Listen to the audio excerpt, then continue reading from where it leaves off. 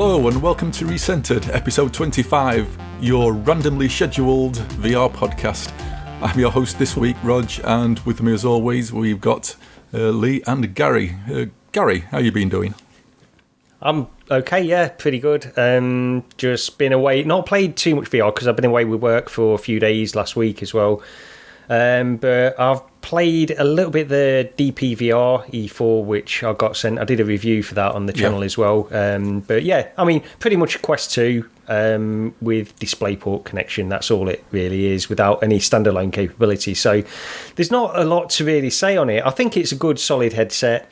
But as I mentioned in a follow-up video, it's pretty much like it's just too late. It's too late for that headset, really. That's the problem. It's just a couple of years too late to be released. There's nothing wrong with it, and I think it is a good, solid headset. And one of the things I'll say is, like, it's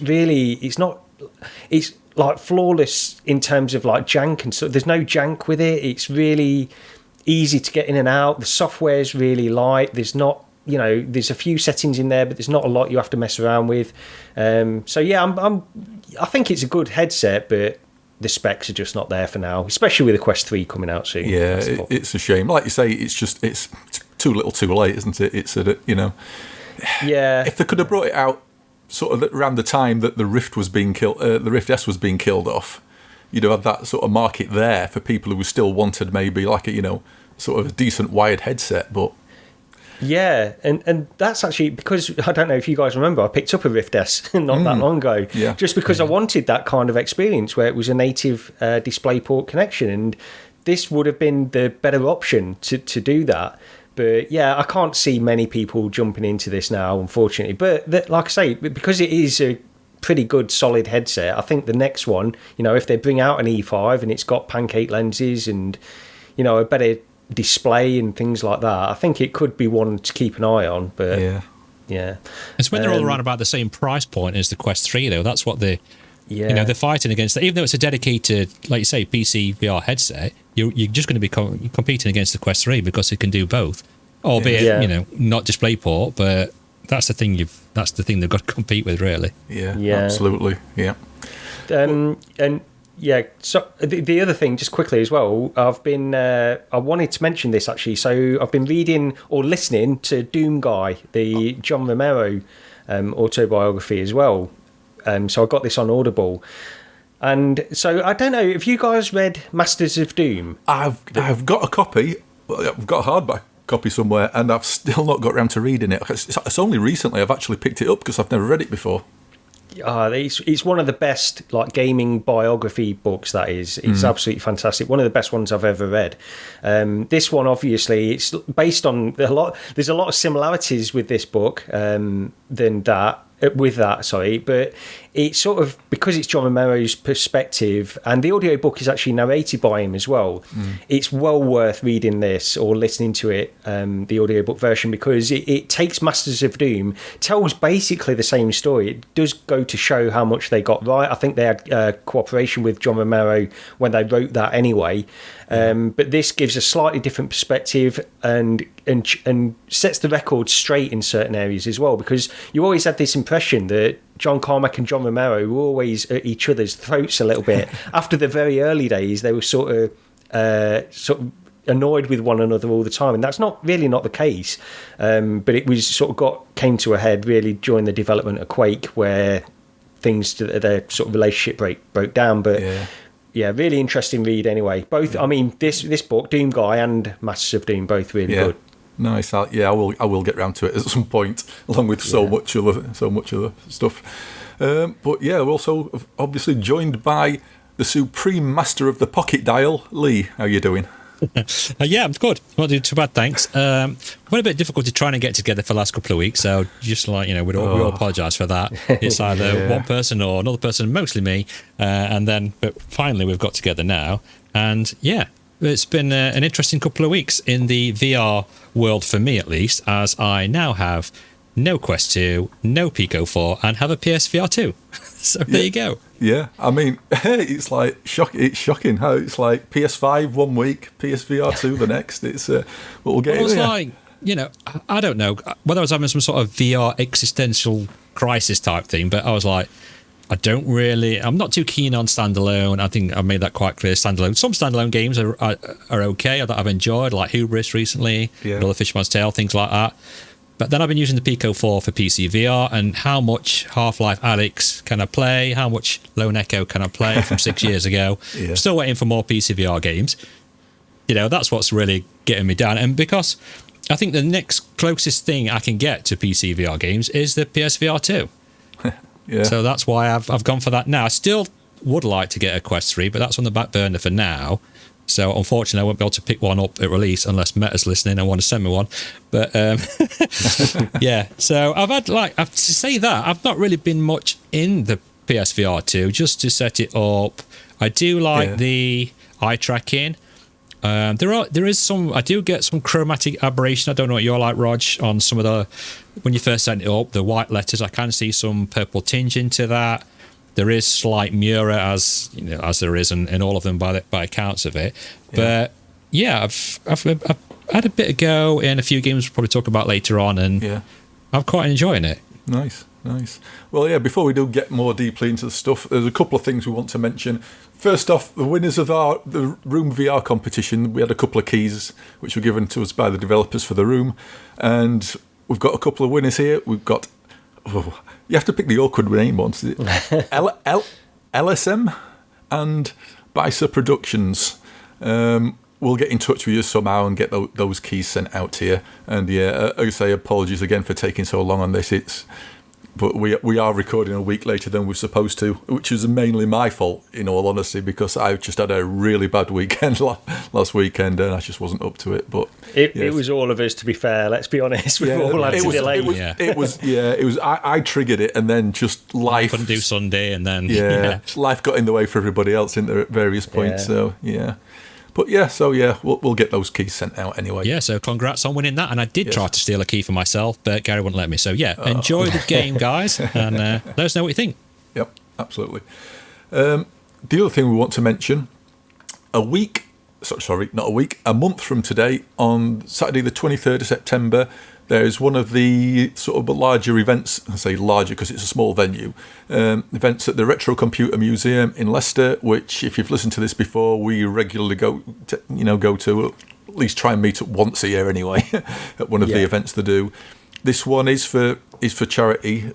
In that it's helping out. I think it's a kid of I don't know if it's somebody who works there or somebody associated with the centre who's in Great Ormond Street Hospital, I think it is at the moment. So it's the tickets are £15. We'll be there pretty much most of the afternoon, I imagine. So if you want to come along, meet up with us, hang out. It's a smallish event. You're not going to get lost. You're not going to have nobody to talk to or hang around with or anything.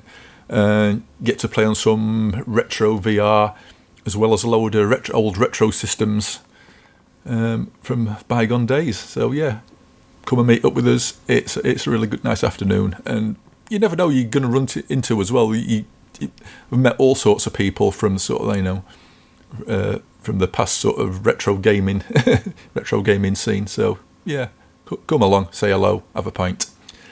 I think it's is it £15 ticket? I think it's £15. It's £15 for this one. Yeah, but just it's like you say, it's all charity in that, and some of the systems in there even I've never heard of. Yeah. And they've got the old Amstrad, so me and Gary usually fight over who goes on that first. And I'm definitely going, I've been twice now, and I've still not played on anything apart from the odd arcade because we're just busy talking. But come if you see us, just come and say hello. We are quite friendly people, and no problem, we'll sign any autographs. I just you want doing. I just demand no eye contact. That's all. Yeah, apart from that, no eye contact. Don't stare at me directly. And, But it's a great day, and come down if you're local or in that area. Yeah. So anyway, we might as well sort of go back to what we were just talking about before that, which is Lee with his PSVR 2. What have you played on it so far? So briefly, the first thing I played was Walkabout Mini Golf, obviously. Of course. But I did find that to be, I don't know, have you find it okay, Rog? I don't know whether it's the controller, because I'm not used to having the small Quest 2 controller in my hand. And the PSVR 2 ones are slightly heavy to one side, as such, so it kind of feels a little weird in my hand, and the angle was slightly different. So I haven't messed around with the angle of. Yeah. You have the same trouble with it because it just doesn't quite feel like it's in the same position as the Quest 2, right? For me, when I first got my PSVR 2, and if it's like me, it's something that will go away in the fact that because those rings are on the outside, they do. If you have a loose grip, it does feel like they want to sort of pull away to the side. I haven't noticed that now since the first week I owned it.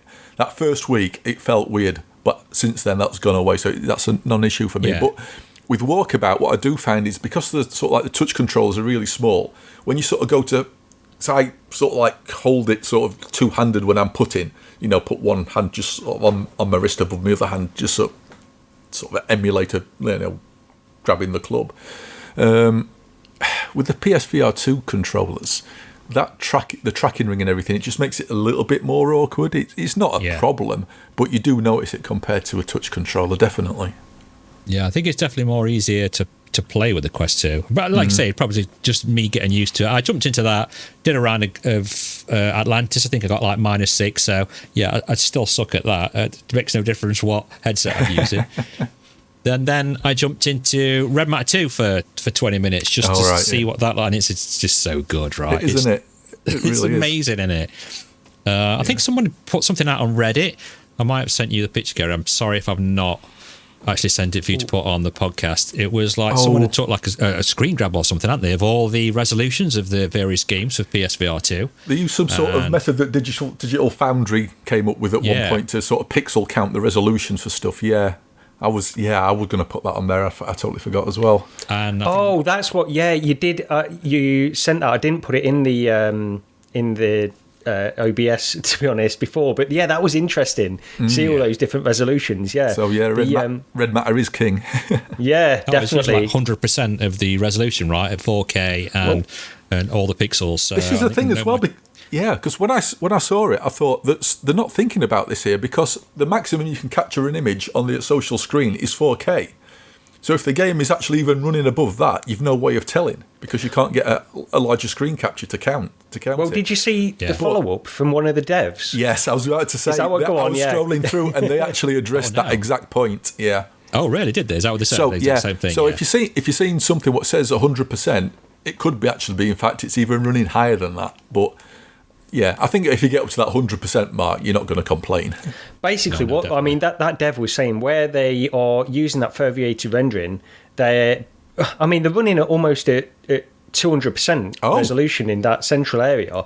That's what that dev put. It was something like 3,800 pixels by something like that in that central part of the fovea where the super sampling beyond the native resolution. That's why I think that must be the trick that they're using because it's way above the native resolution.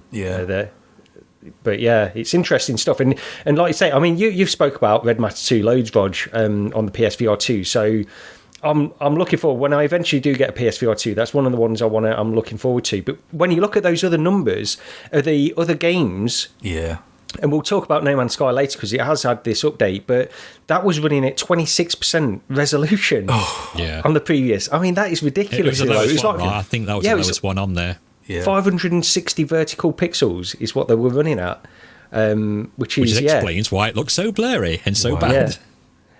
But we'll get on to that. I think, good grief, I think Grid Legends on Quest 2 did better than that. Yeah, I think it did actually. Yeah. It was quite surprising some of the resolutions of them, but Red Matter 2. I think I spent 5 minutes just looking at the controllers because they actually look like PSVR 2 controllers, right, Roger? It's really weird when you're looking at them. It's exactly where the buttons are. It's exactly where the hands are. And the detail of it is fantastic. It's definitely a must-buy purchase. And we've said it before on the PSVR 2, and that for me is set the benchmark. It's the PSVR 2's Half-Life Alyx for me. Yeah. If we can get games, if that's the capabilities of it, especially with the PS5. I mean, I've been well impressed with the PS5 anyway.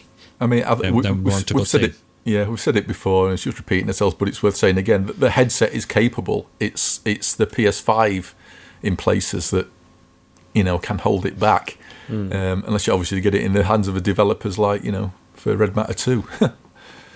I think I had a quick go on Synapse as well. Like 20 minutes in it. I quite like the look of that. I've just got to the point where you're using eye tracking. Now, this is another reason why I wanted to get the PSVR 2 because I'm 100% behind eye tracking. slightly disappointed the Quest 3 is not going to have that. I can understand kind of why. It's quite expensive by all accounts, and also I'm hearing reports of it being quite demanding on the battery, which is, you definitely don't want that on the Quest 3 if it's only going to have a 2-hour battery life again as well. Whereas, the PSVR 2 is connected, so we don't have that problem. But yeah, looking at the boxes, it's something to experience in VR when you're looking at something and you see it glow up, and you look to the right and you see the other box glow up. It's a really strange feeling. But if more developers can incorporate things like that into the games, I think it's going to be a really good time, as long as they keep pushing forward with it. I know we keep saying no one's really bought a PSVR 2, but I don't know. I'm enjoying it so far. What bit I've used. Saying that, I've spent around about an hour maybe in VR just trying basically a few quick games, and then I've spent 50 hours playing Uncharted Legacy. So they've still got that to overcome. I mean, I'm all for VR. I'm pro VR. I wouldn't be on a VR podcast if I weren't. But to say that I've only really spent an hour in VR and 50 hours on my PS5 kind of tells you what they need to get to for newcomers to VR.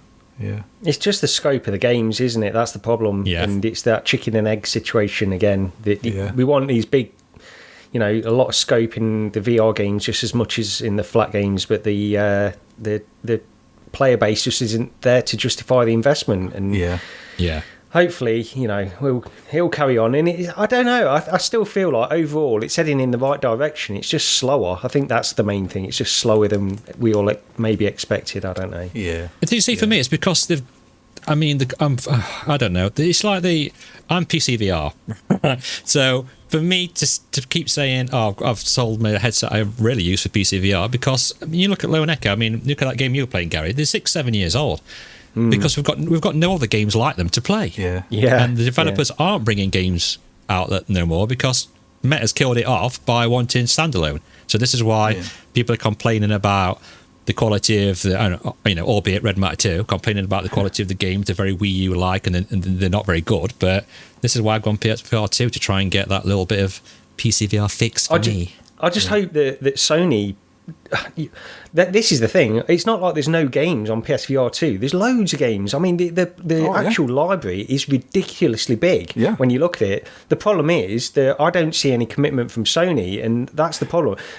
As well, you talk about Meta as well, Lone Echo. They were sort of trying to invest all of this money in PC VR at the beginning, and you think we're getting all these great titles, and then it's gone. And now we're left with almost nothing. We're playing all those older games. Like Lone Echo's still a great game, but there's nothing new like that coming because we're not getting the investment from it. And I just want that kind of investment from Sony in the PSVR 2 as well. It's not that there's no games on PSVR 2, and we're not even going to mention that tweet from Ryan McCaffrey anyway from a while ago. It was like 2 weeks ago now that people have spoken about it. Because it's not that there's no games. It's just the problem is that if you've got a PC or you've got a Quest or you've got both, and then it makes it more difficult, and that's the position I'm in, I guess. But there's loads of games on the PSVR 2. I just want to see the commitment from Sony giving us more stuff. Yeah, definitely. Well, this is where I'm banging my book on now. I'm banging it on Sony. Don't let me down. Oh dear. But before we go on to the next thing, I'm going to circle back to the beginning because I've done this probably 2 or 3 times running now. I forgot to say what I've been doing. What you've been up to. Every time it's like, and it's probably shouldn't admit to it, I'm also to blame for Mrs. Dazed taking over Lee's PC once again. Just a bit. Because there's a game on there, and it's sort of in the genre I'd not normally play, but I knew somebody who was playing it, so I thought I'll take a look, and it's in the cozy MMO genre, do you call it? It's a game called Palia. It's free to play, and I guess it sort of goes in the direction of stuff like Animal Crossing or Harvest Moon or something like that. Maybe, I don't know. Disney Dreamlight Valley, very Disney Dreamlight Valley, if you know that. I was going to say because I've never played any of those games, so that sort of got me hooked for a week, and instantly sort of made me want more. So finally, after 10 years later. Because of online friend of mine, Jindal, if you're listening, this is all your fault, but I've been hammering Final Fantasy 14, and I'm currently upgrading my Battle Chocobo, so I've been enjoying that. But yeah, anyway, let's get back into the VR stuff. What level are you on Palia now? what level are you? Because my missus is like level 25, and I was like, when I went to Rogers like 2 weeks ago, you were like level 50 then. Yeah, 70 something.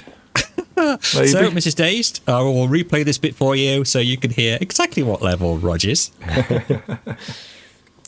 Oh dear, yeah. It's sort of disintegrated into a maybe jump on it for like 20-30 minutes a day now, if that, rather than hours at a time. So I've got a totally automated gardening setup, which you just like set it up, leave it, and come back the following day, and it's get no weeds and it doesn't run out of water. So what more do you want? Should be going like, get Roger on, I'm stuck. I don't do this. I'm like, I don't know, because I'm not allowed to play it. You're playing it. Get Roger on, quick, get Roger on. Tell him to come online and help me. So yeah, I've had that for a week. They'll be revoking my gamer card next. People find out I've been playing that, dear me. But yes, Battle Chocobo for the win. Back to the VR stuff anyway. Gary, into Solar 83, or the demo at least anyway. Tell us about that. Yeah, so this is... I only got my attention brought to this through the dev. I think the dev was just doing some email rounds, making people aware of that this was available now. And it is just a demo at the moment. It's supposed to be released in Q4 next year, which might still seem a little bit ambitious based on what they seem to have planned with it. So this is a single dev team, so it's just one person that is making this. And usually, we get these emails of things that are coming out or demos that are available, and I'll have a quick look at them. And 9 times out of 10, there won't be anything that I really want to cover on the podcast usually. But then this one, it's a space game, and that always gets me, doesn't it? So that's the problem. But yeah, the demo itself is pretty short. It's like a space exploration game. So you are in a spaceship, you travel to different planets, you can get out and wander around, you've got maintenance to do on your ship. The demo really doesn't get into that at all. The demo is literally just, it's a tech demo. You travel from the spaceship area down to a planet's surface, and then you can get out and wander around. That's pretty much all it is at this moment. So it's like a proof of concept, I would say. But it's also got this sort of 80s aesthetic as well. So you've got this, in the cockpit, you've got these really kind of 80s old 8-bit computers and stuff, which is how you navigate the system to fly the ship and stuff. It's done in quite an interesting way. The music's very 80s as well. And they know who they're dealing with here. All of this stuff, it really does appeal to me. And I played through the demo, not a lot to it really, but it's just something I wanted to mention because I think it's worth keeping your eye on if you're interested in this kind of stuff. And the actual planet generation was one of the things that stood out to me as being pretty impressive. So you get into this, you come out of this warp drive, and then you've got this planet and then a moon in front of you, and you can go to either of these and land on them. But the planet generation, the planets actually look better than Elite Dangerous planets in certain ways as you were approaching them. Once you got down to the surface, the textures and stuff were too low res and everything was just too flat to really be that impressive. And I think the dev did contact me and say that's something they're working on to improve that. Yeah.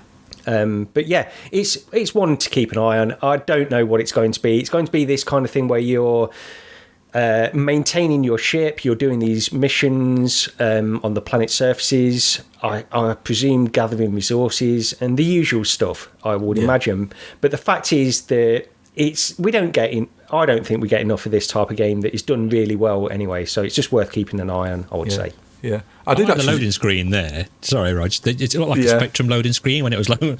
It's like a Spectrum or Amstrad loaded. You get the cartridge, you put it. Yeah, because I did actually go and have a look at it.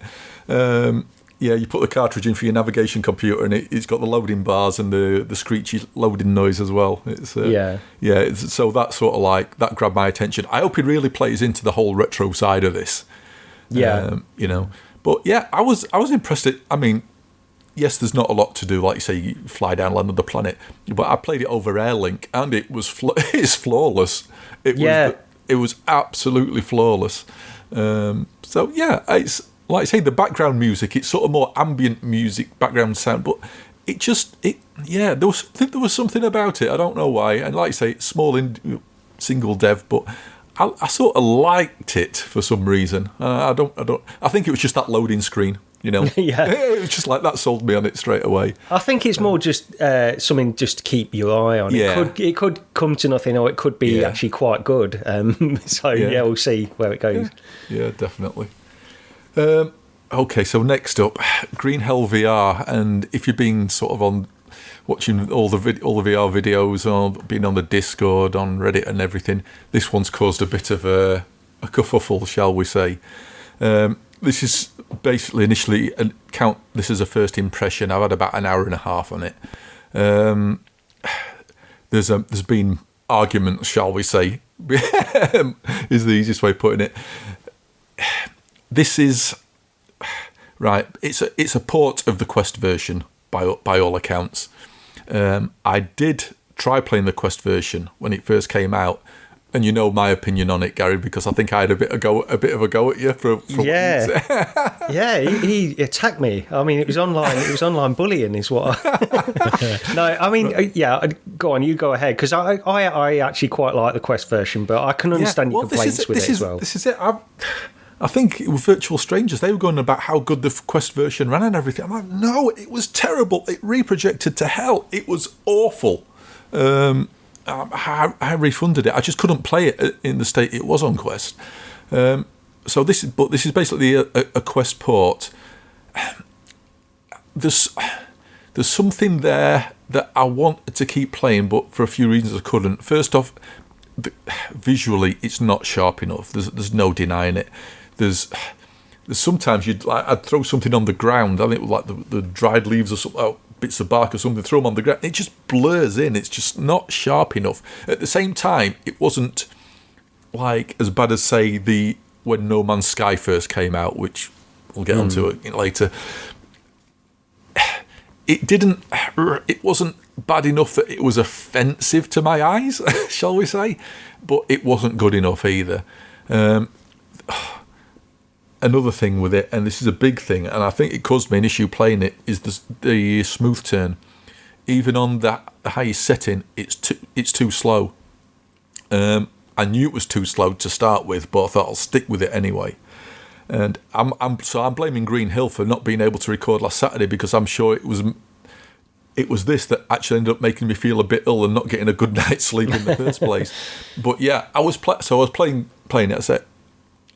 And I was starting getting warm, started getting hot, and I'd put it down to the weather. It had been a warm day, you know. It was later on in the evening, but it's like, I'm thinking, okay, yeah, it's a bit too warm to be playing VR, but I kept going on. After I came out of the game and sat down, I realised my stomach wasn't right either. So I don't think it was the weather. I think it was the slow turning just did me in. It's a motion sickness, dude. That's one of the first signs of it is if you feel a bit hot, I feel a bit sweaty. Yeah. That's why a lot of people will have a fan on them, trying to keep them cool. Yeah. But that is a big problem. I've had that before as well, with the smooth turning being that slow. It's made me feel sick as soon as I start using it. Yeah. You need to speed it up. It needs to be super quick. When you turn your head, and especially in a game like this, you've got a tiger chasing you, you're going to fling your head around quick, or you want to move quick to have a look, see where it is. And you can't, because the smooth turn is that slow. It affects your brain, and that's what it does. It makes you feel motion sick. But there's been super quick. Numerous titles.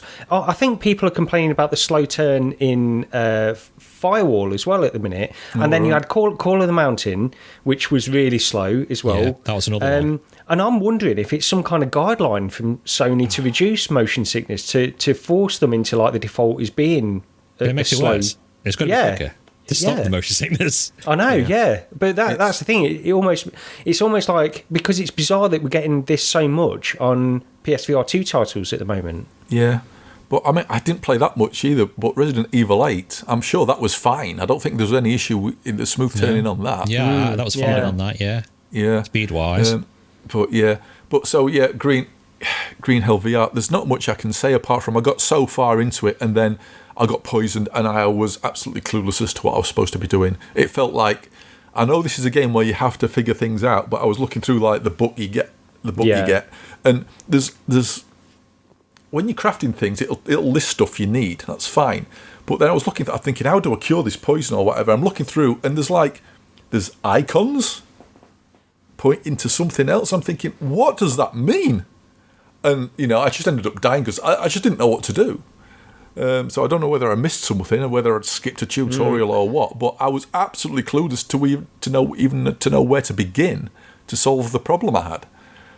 So yeah, I can't remember. It's been a while since I last played it, but I'd played it a little bit in the quest, and I was going through the story, and I mean, this is basically the quest version with better graphics. Is that what? As far as you know, that's allegedly. I mean, from my point of view, because I thought it ran better than the Quest version did, because the Quest version I just couldn't play it. It was that bad. Yeah. Whereas this, the performance seemed, 60 FPS reprojected, but fine. It's not the highest res though, right? I mean, because I tried this from directly playing Red Matter 2, so right. But no matter what I look at, it's going to not look as good. But it did look kind of blurry when I was looking at the hands. The hands weren't the sharpest thing. But I did like the environments though, and the 3D depth, the effects of that. I mean, I only played it up to the very beginning bit where you first go to the tent.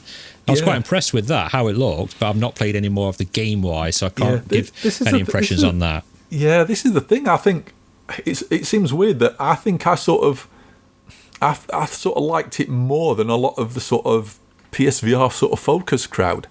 And it's like, I'm a bit surprised at some of the stuff that was being said, but I can see the issues that are there. The interactions as well seemed a bit. It was like trying to craft an arrow, put the feather onto it. It felt like the physics was sort of somehow getting in the way of like stuff being attached actually working. That felt awkward.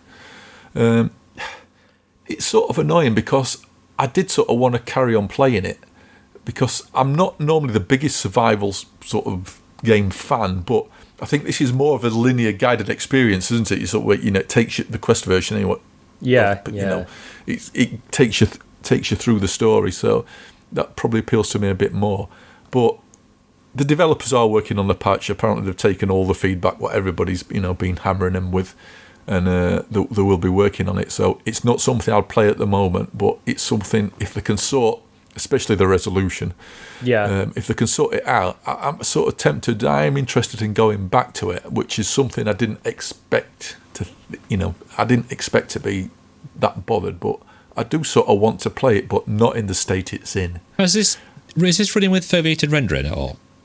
No, I don't think it is it? No, it's not. No, I think on that table that we saw with all the resolutions and stuff like that, it mentioned that, and I don't think this one had foveated rendering. And it did say, so Red Matter 2, obviously we know it's 100% resolution scaling from that table, at least, without any of the foveated rendering stuff. But this is 33%, so But you can tell with the fuzziness, it just looks a little fuzzy. I mean, all over, not just in one area. That's the thing, you see. So that's why I'm thinking it can't be using foveated rendering for this. The resolution, the devs did say that resolution is one of the things they're going to try to correct on this as well. Yeah. So it's one of the things they're focusing on, at least. Yeah, bang some eye tracking on it, foveated rendering, boom, job's a good one. But anyway, that's by Incuvo. Thank you very much for the key. The Descenders a key for that. It's £25. And it was 10% off at launch, but it's probably not now because we're recording a week late, and that was just available for a week. But yeah, I'd wait for a patch if you're going to pick that up, definitely. So more PSVR 2 stuff, and I picked this one up in the current sale because the summer sale ended and was immediately replaced with the autumn sale on the PlayStation Store. So we'll cover that here anyway. But I picked up. This is a triple dip in for me, I think, for Ragnarok, not the God of War related title. That I downloaded when you said you got it. So I downloaded 130 gigs worth of God of War. You mean God of War, right? No, not that one. No. I mean the demo with Ragnarok. Oh, that I can't find when you search for it, which is a bit weird for a start. But thanks for the link, Rog. I did have a brief go, but yeah. Oh yes, there is a demo for Ragnarok. If you can't find it on the actual store on your PlayStation, literally Google Ragnarok VR. The VR bit's important. Ragnarok VR demo, and it'll take you to the store page where you can just click the download this to my PlayStation and play it. But yeah, it was on sale for like £13 or £12 with PS Plus, and I've played the PC version. I think that ended up with that in a humble bundle. The The Quest version I bought just because I had some store credit, and I thought it might work better as a mobile game, something I'd be more tempted to get into. But and I really like it. I really like Ragnarok. So 12 quid, I'll try it again. And this is a 120 hertz native game, and it's like, oh, it's so nice.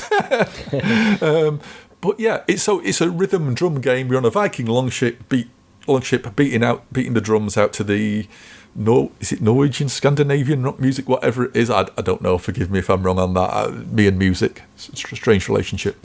Yeah, it's really good. Say I just picked it up because it was in the sale, and it's fun. It's another rhythm game, but it's a fun rhythm game. It's the multiplayer as well. You can race along against other people. I haven't tried that yet, but yeah, it's decent. I really enjoy it. Say part of the current sale that's on.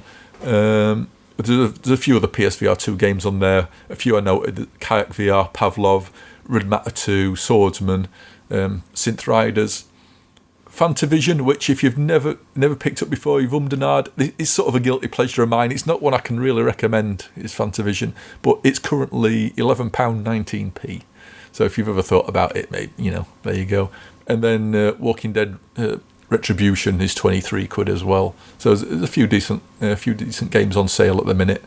But yeah, Ragnarok gets a thumbs up from me. I really like it. But more PSVR 2 stuff, and the best money, I will say this unapologetically, the best money I have spent on PSVR 2. Now, I'll preface this by, I want to emphasise that I did spend money on this. I bought it on Amazon for 50 quid. And I'm saying this up front because I'm going to absolutely sing its praises. Now, this is the Globular Cluster CMP2 mod for the PSVR 2, which is basically replacement front head pad, rear head pad, and a top strap with or without padding, take your choice. And so it's basically a VR comfort mod. And I've gone back and forwards with this on my mind to the point that I actually drug out my Rift S as well, which has got an AMVR mod on it, compared it to my Quest 2, which has got a Bobo M2 on it. And I think I now have to say that the PSVR 2 with this CMP2 comfort mod is the most comfortable headset I've ever owned. Tolerable. Damn it. It's the most tolerable headset I have ever owned. PSVR 2 for me has been sort of a proper love-hate relationship because of the fit. It's always put too much pressure on my head. Always. It took me probably far too long to realise you really have to pull the PSVR 2 quite far down on the back of your head to try and keep it stable. But for me, with, shall we say, probably more hair than the average person of my age, or average bloke of my age anyway, it's always slips up. It always it always slips up at the back that I've got no grip. So if you've got short hair or if you're bald, maybe the PSVR 2 at the back. Hang on a minute, it's just total digs at me or what? Yeah, it never stays put for me, and it always feels like the back wants to sort of like come upwards, and it wants to, like, the forehead always feels like it wants to slip down. This thing keeps it rock solid. It is so good. Honestly, it relieves a hell of a lot of pressure off your forehead, distributes it between your forehead, the padding on the top of your head, and the back of it is quite a large. It's like a large sort of slightly tilting, a bit like other head straps. There's like a circular section what tilts a bit, and then there's a pad that velcros to the back of that, and it's quite large, and it just keeps it in place, and it is so good. There have been people on the Discord saying that back section is too large, and that if they tilt the head backwards, the bottom of it actually sort of starts to dig into the base of into the neck a bit. I've not had that problem. So, I mean, middle age spread aside, I'm a fairly skinny guy. I've not got a big bulbous neck or anything like that. So maybe that's it. Maybe it's just like head shape, neck shape, whatever. Or maybe people are just because with PSVR2, the tendency is to pull that back head strap far down as far as you can to keep it stable. Well, with this, because the way it cradles the back of your head, you don't need to pull it down that far. It should be centered on the back of your head, and it just keeps it in place. It's so good. It just really is comfortable. My mate Tim came round the other day, and I stuck it on him, and it literally went, "That's amazing." It just feels tolerable. So yes, I'll sing its praises. If you think PSVR2 is comfortable for you, you literally don't know. It's such a massive difference in comfort. It's an absolute proper essential buy. It looks quite good by the looks of it, but I'm totally with you on this, Rog. I mean, it's tolerable as it is, but you do get a lot of pressure. I mean, the pad's not thick enough, right? The main forehead pad isn't thick enough, so not at all. You're really pushing that to your head, which is obviously going to give more pressure on it. The back, I find if I put it to where, I mean, let's get everybody doing it now. If you feel the back of your head, you can sort of feel like the bit of the bone bit where it sticks out. I think it's where, I can't remember the name of it, but I know it's where it connects to your neck or something like that. But I always have mine like balanced around there, and it has made it a little better. But yeah, you can still feel that pull and that pressure on the top of your head. And even after taking it off, right, even after a hour or two, I'm like, I'm getting a bit of a headache. And that's just from limited use, what I've been using. So if you say this totally eliminates all that, then yeah, I'm probably going to get one of these as well. Does it? What about the haptics, Rog? Does it? Because you got the haptics in the front. Does it affect that, or is it? Not that I can tell. No. Okay. No, it's fine. I mean, it doesn't seem to interrupt that at all, or diminish it in any way, as far as I've noticed. Because one of the theories was that the reason they'd made that front pad a little bit thinner or a little bit more was just because of the haptics. But yeah, if this is fine with that, then yeah. There's actually no padding in it whatsoever. You can just push your finger down on it; it'll go straight to. And I'm thinking, why didn't? I mean, I've seen people doing mods where they've been, unstitching that, putting cotton foam in it. Cotton boy, and then saying that's loads better. So I mean, you can tell as soon as you put it on your head that something's not quite right. Which beggars belief how it gets past people, and then they go, "Yeah, let's release that." Because surely people put this on and they were like, "Yeah, it's not very comfortable on front top of your head. It's a bit, got a bit of pressure on that. Let's sort the padding out." But no. But yeah, this thing as well. It comes with three different types of padding for the front and the back. You've got like the sort of fake leather type ones as you'd expect as normal. There's the one what basically looks like the Vive fabric, that sort of grey fabric. And I should have noted these down. There's like the other one is like a breathable fabric with a gel type. I don't know if it's supposed to be a cooling gel type insert thing. Yeah. That's like the Valve Index one, isn't it? Is that is that the one that looks like a bit? No, it's a different one. No. Oh, okay. Yeah. Which one do you use then, Rog, out of the three? I've just got the pleather one on it. That's my favourite because it's just I like that because it's just easy to wipe down if you need to. The rear pad, you get the Vive sort of fabricy one, a pleather one again, or it's the sort of like the one that I think it was attached to the actual mount is like a rubberized grip. And I've just got that on, and it's just honestly, it keeps it in place so solidly. The one thing they advertise it as is a sweet spot keeper. And right. Yeah. I'll give a thumbs up to that. Normally I'd spend so much time sort of readjusting the PSVR 2 during a play session, and with this, I literally played for 2 hours solid, and I'm sure I probably did adjust it at points because you do with any headset, don't you, if you're playing for a long time, but that constant readjustment just went away, and I swear it really does help keep you in that central sweet spot because it's not vertically shifting. The headset doesn't feel like it's trying to slip down my forehead all the time and losing the sweet spot. It just keeps it in place, and the thing is as well, you don't have to over tighten it. It just feels that's why I've been struggling then, because I think I am over tightening it just so it doesn't move. Because even just the slightest movement, when you go to set up like the eye tracking or you set up your IPD, when you're moving that headset slightly, it is moving. It makes such a big difference, doesn't it, to where your eyes are actually, whether they're in the proper place or not. So just a slight movement will set that off. And I tended to even when I'm putting it on now, I mean, you've probably got yours dialed in now, Rog, but when I'm putting mine on, I'm going straight into that setup just to make sure I've got it in the right position before I even start VR. That's what I've been doing every single time, because I can't feel if it's right or not at the moment. Yeah. But yeah, the one thing to do to know is, as well as Amazon, there is actually a website you can directly order from. I didn't know at the time, so I was just got mine straight from Amazon. They do have a Discord, so I went onto the Discord because people wait for these things to come back into stock, and I popped a message on there saying, "Oh, they're back in stock on Amazon."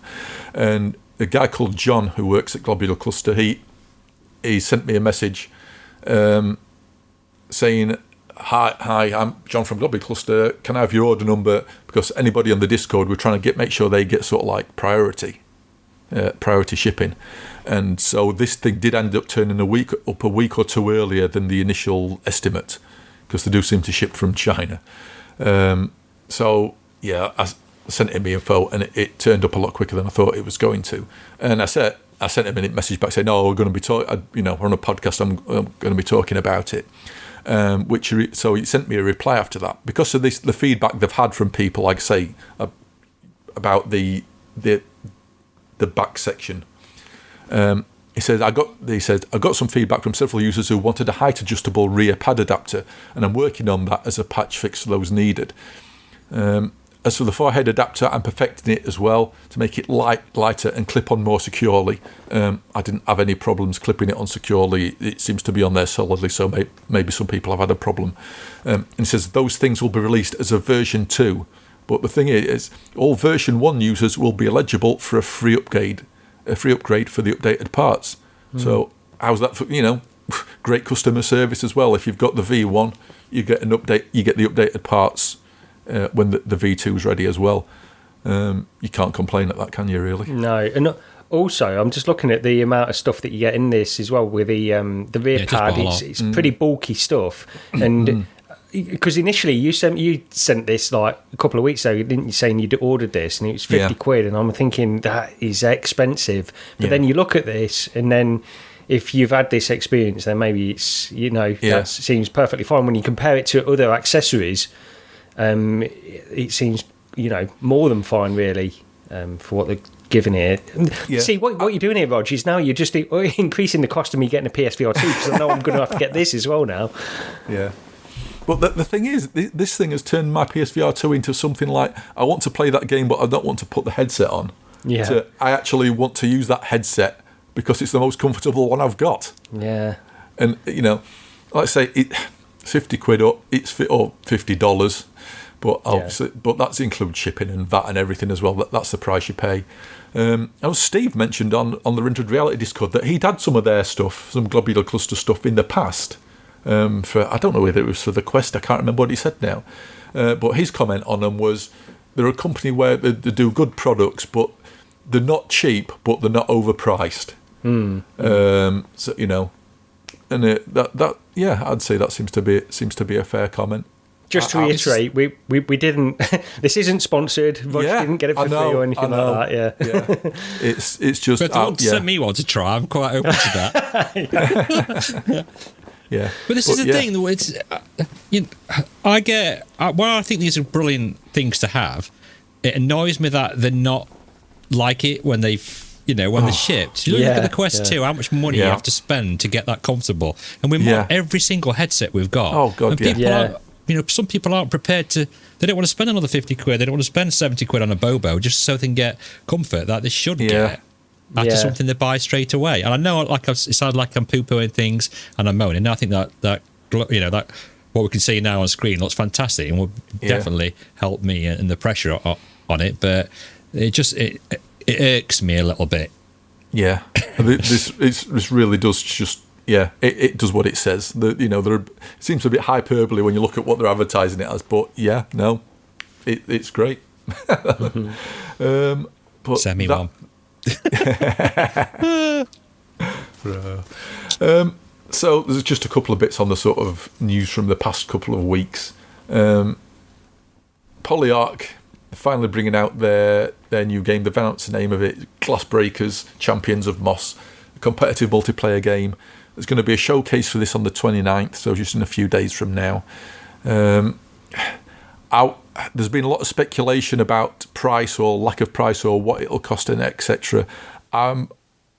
I am in the beta, and there is information if you're in the beta on the Discord. So I'm not going to say anything. So if you guys want to speculate, go ahead. But I'm keeping my mouth shut. It's £20 surely, right? That's my guess. 20.99. Could it be free to play or something like that? Who knows? Who knows?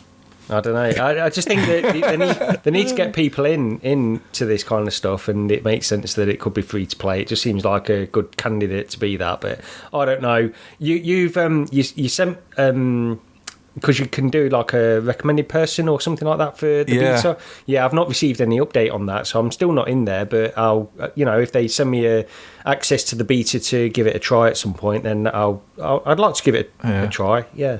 Yeah, I'd say I don't think it'll be. Well, I mean, I don't think they have actually announced a date for it. Have they? Just that there's a showcase for the 29th. Yeah, I've not heard any date. Yeah, I want Moss 3. Yeah, I think it's a weird one, isn't it? This one is because you're not really going for the fans that you've built up in the previous two games. Oh yeah, this is like a completely different audience, I suppose. But this is what developers have to do to. And if it hits, it could hit big, and people could really get on board with it, and it could be massive. It's a bit like Cloudhead. They did the previous games, the gallery games that they did. They put all that effort in, and they just didn't get the sales that they wanted, and then they do Pistol Whip, and it's a massive success, and starts funding them for this, and that's what these guys are going for. I don't think Moss has sold badly, but I also don't think it's probably sold as well as it should have done, or maybe their expectations. So they're pivoted a bit. Yeah. I mean, going back to the stuff, I always forget, but going back to the stuff I've been playing as well. I went through the entirety of Moss on PSVR2. So I think I can't remember mentioned it last time or not, but I picked up the bundle when it was on sale, and I've played some of Moss 2 as well, and it's just, it is really good. So Samsung new VR headset. Enlighten us, Gary. What's going off with this one? Yeah, there's not a lot to say. You've got one already, Gary. Oh yeah.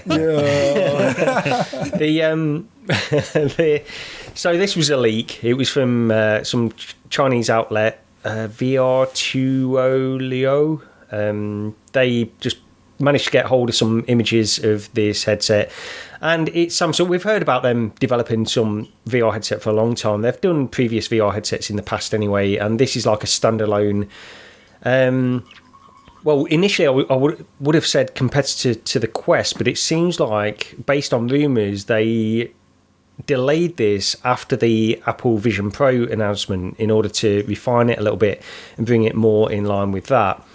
So it's the usual thing, really. It's got like 4 tracking cameras, it's got pancake lenses, 2 RGB cameras for pass-through, depth sensor, sounding very similar to a Quest 3, really, at this moment in time, but it does have micro OLED displays, and it uses Samsung's own chip, which is I don't even know how to pronounce this chip, Exynos 2200, yes, something like that. So apparently, according to Upload VR, who I believe their analysis on this, is more powerful than the XR2 Gen 1, but not as powerful as the XR2 Gen 2 chip, which will be in the Quest 3.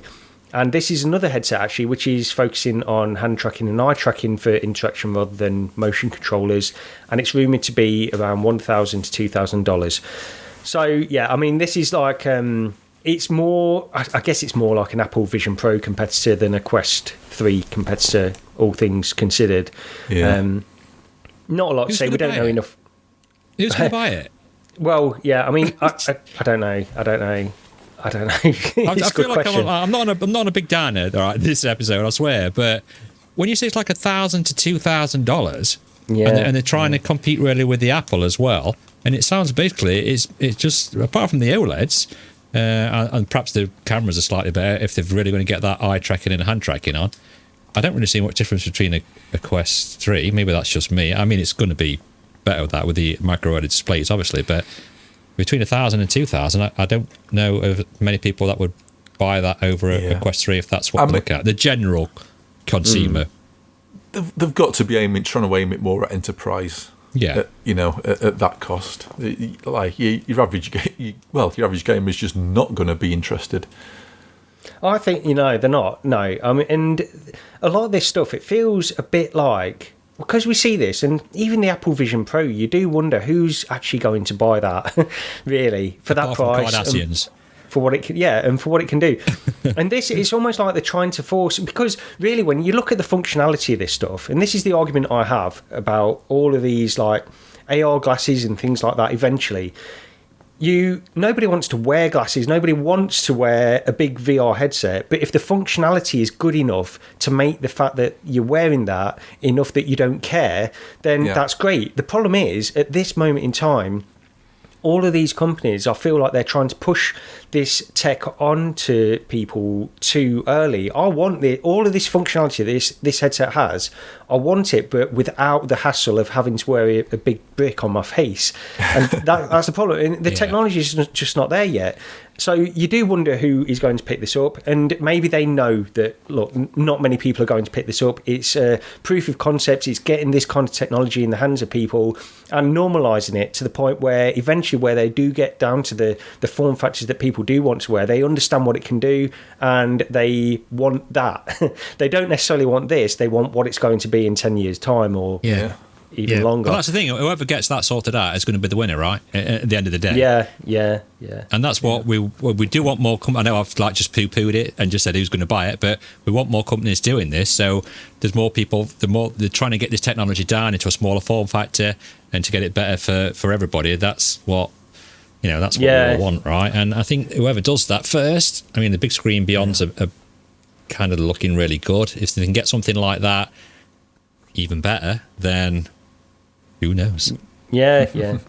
I mean, it's just to say, like, another company entering this kind of market, it's always interesting to see what they're going to do. But I don't think it's for most people that are in the space where we are at the moment anyway. So apologies for putting a downer on that for everybody, but that's a new headset. It is. Something that isn't on here, but I'm sure we wouldn't want to upset Artful. Gary, any news on the Lynx R1 at all? Oh, no, not as far as I know. I'm still waiting. So, oh, God, this is just going on, and the delays keep coming. You try to remain supportive, and you understand that this is... The thing is, what they are delivering is very difficult for a small team, like 15 people, 20 people, however many people are there now. And they're bringing a new product to market, and I understand all of these arguments and that it's very difficult to get it out there, but the delays on delays are getting a little bit frustrating at this moment in time. And not even for me, it's not about me wanting to get the product. All I want them to launch and get it in people's hands before the Quest 3 comes out, because it's just not going to look quite as impressive as it would have done. And I've said this, if they'd have released at the original time, they'd got it out at the original time, which I never had confidence that they would, but if they had, it would have been something really special back then. Now it's sort of falling in line with a lot of other stuff that is coming out around this time. So it's just unfortunate for them. And I think they've done well enough to secure the fact that they're going to make a Gen 2 of this. And that's probably going to be a bit more exciting. They've got everything more in line, more in place to set up for the next one. I'm still excited to get the Lynx R1 either way, but it's... Is it supposed to be October now that you're supposed to be getting delivery?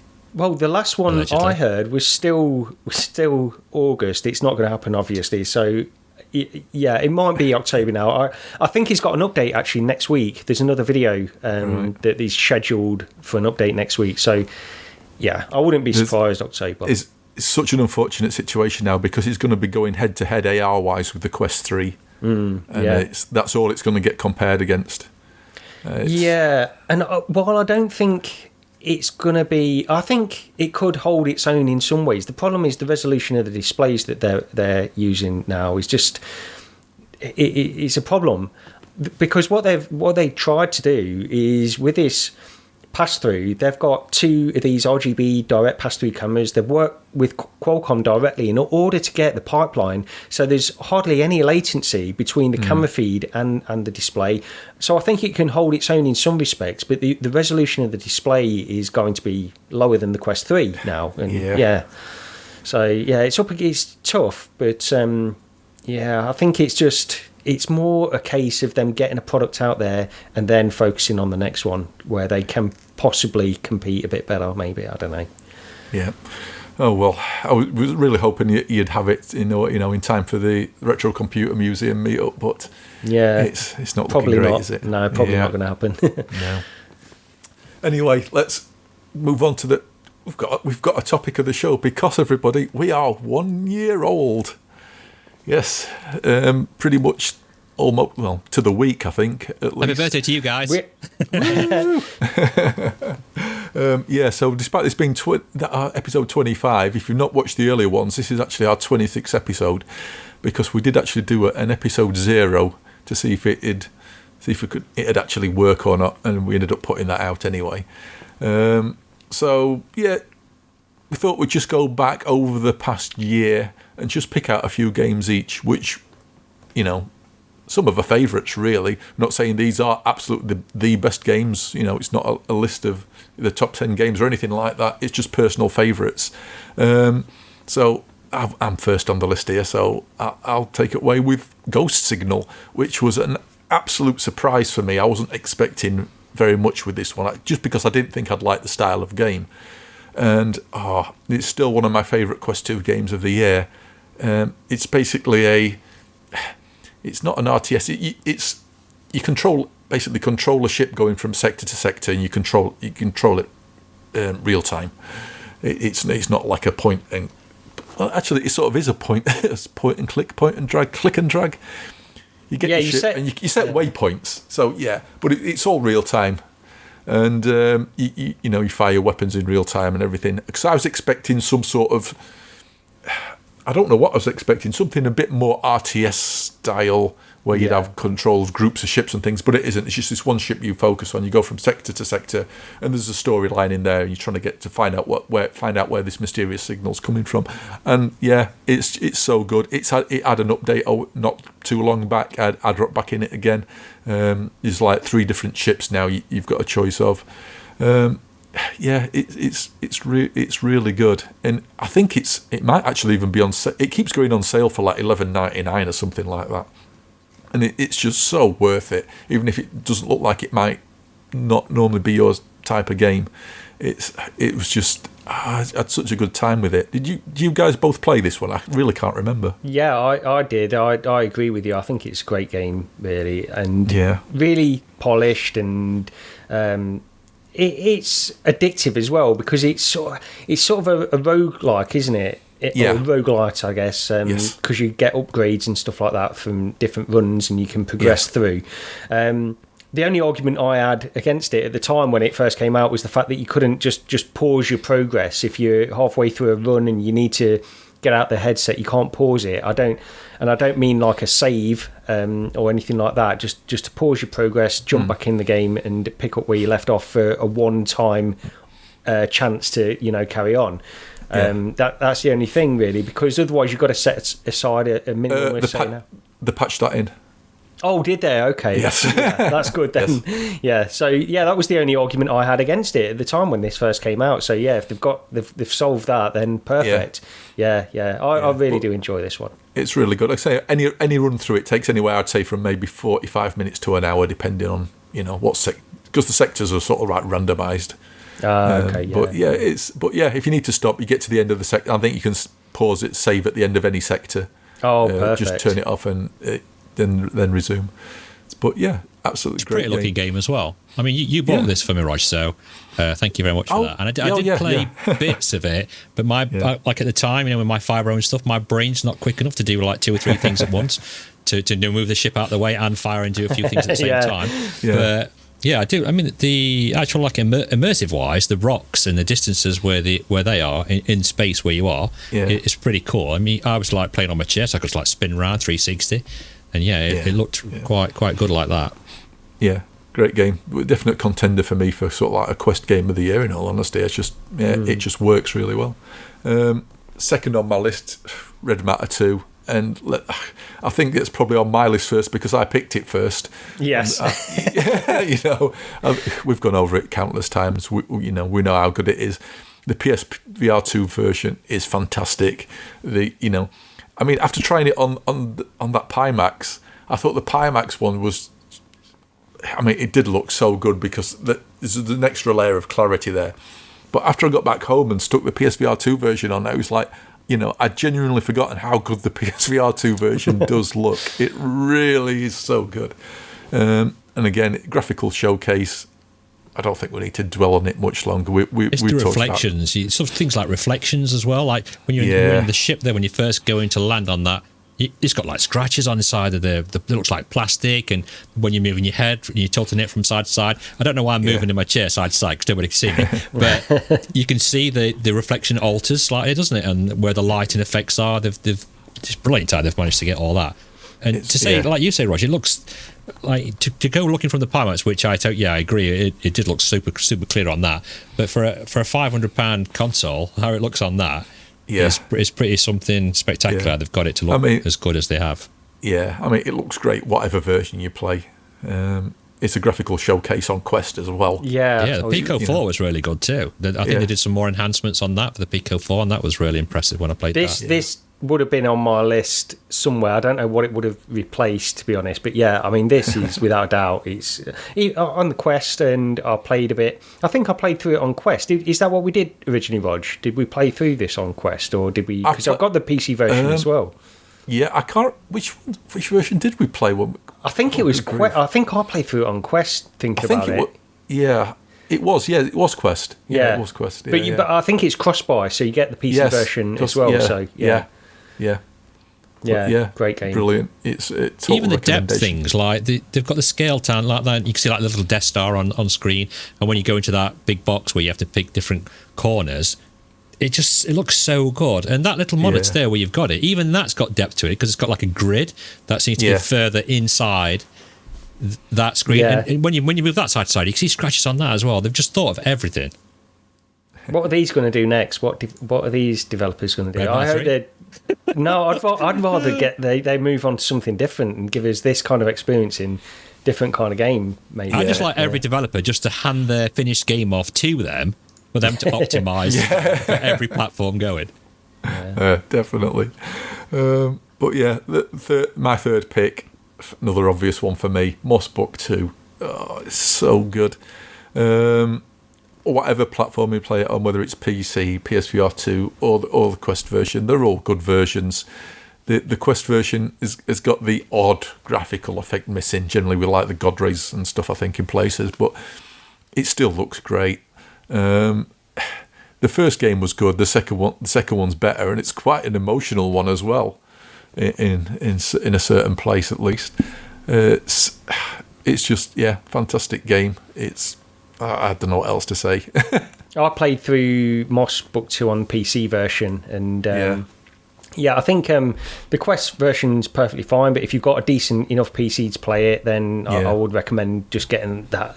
The graphics do look better, it looks sharper, and I've played through it on both, and I'm playing through it on PSVR 2 now as well. The one thing what is a bit disappointing, and maybe it's a throwback to how the assets were authored for other platforms, but the PSVR 2 version, in places, you look round and some of the blacks aren't black. It looks like a Quest. There's dark grey areas. Some of the shadows just don't go quite dark enough, or some of the scenes where you don't actually have anything behind you and it's just blackness, you turn around and it's dark grey. It's like, that is weird.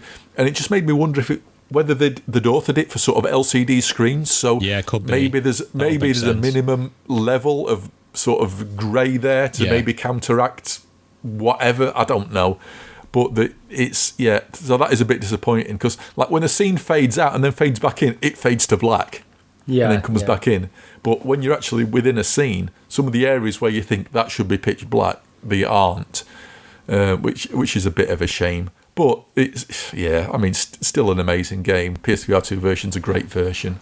It's great on any platform. Right, okay, I will pick these up. Right, I'm not a big fan of Moss. think I've said it quite a few times. I got quite bored of it, but I will pick them both up on the PSVR2 at some point, and I will play them through to completion and then give my full rundown of them. Because I do love Quill. They're not hugely long. How long are they? About 6 hours, is it? Maybe. I think I was about 6 hours in on puzzle 3, so it depends who's playing. The first one isn't very long at all. Is it 3 or 4 hours? Oh, it might be shorter. You can get through the first game in an hour and a half if you know what you're doing easily. Yeah, I'd say. I'm sure this is like an episode of Total Digs at me, but carry on. I mean, definitely longer. It's definitely a longer game the first time you play it because you don't know what you're doing. Yeah. But it's one of those games. Once you do know what the solutions to stuff is, I just struggle turning there's the thing what's firing now with like the big claw, like the big crab thing, what's firing lasers and stuff. I struggled trying to get those to fire in the right direction. I don't know if it was me or I found it was a little tricky on one part of the original Moss, and that's what was annoying me. It can be tricky if you're trying to move and aim at the same time. Yeah, that's what there's an element of that. Yeah, But once you just stay in one, plant it in one spot and then aim and fire. But environment-wise, it's a very beautiful game, and I agree with Gary. Like he says, if you've got a PC to run it, there's definitely more fidelity and more contrast in colours on the PC version. It's just a shame the PSVR2 version. Some of those areas aren't quite deep black enough. It does remind me of the Quest on occasion. But anyway, Gary, what's your picks? So the first one is Windlands 2, which is just, it's a very old game, but because it came out on the Quest, I think the Quest version's great. I think they've done a really good job importing it over to the Quest. I loved it on PC, and I played through it on the Quest 2. It's got multiplayer. We went in, didn't we? Yeah, it's the first game we all played together, right? I think. Yeah, I think it might have been. Yeah. I pulled my neck out the very seconds before we started recording. Oh, yeah, that's it, yeah. Oh, well, I rigged my neck the other week brushing my teeth, didn't I? So that's not too bad. But yeah, I think it's just a fantastic game. It's just, it feels good to play. It's nice and relaxing, pretty much. I mean, you've got some boss battles and stuff like that in there, but it looks really nice on the Quest, and I think you can play this quite happily on the Quest. You don't necessarily need to play it on PC. It looks good enough on the Quest, and just gives a really good experience. I love the first Windlands as well, honestly. I think that's a great game, and that was on App Lab. I think now it's got a official release. Both of them are officially released on the Quest store. Yes, I think so, if I'm remembering correctly, but yeah, so I really recommend this one, and you can probably get a little bit motion sickness for some people. It could be a little bit inducing for that, I suppose.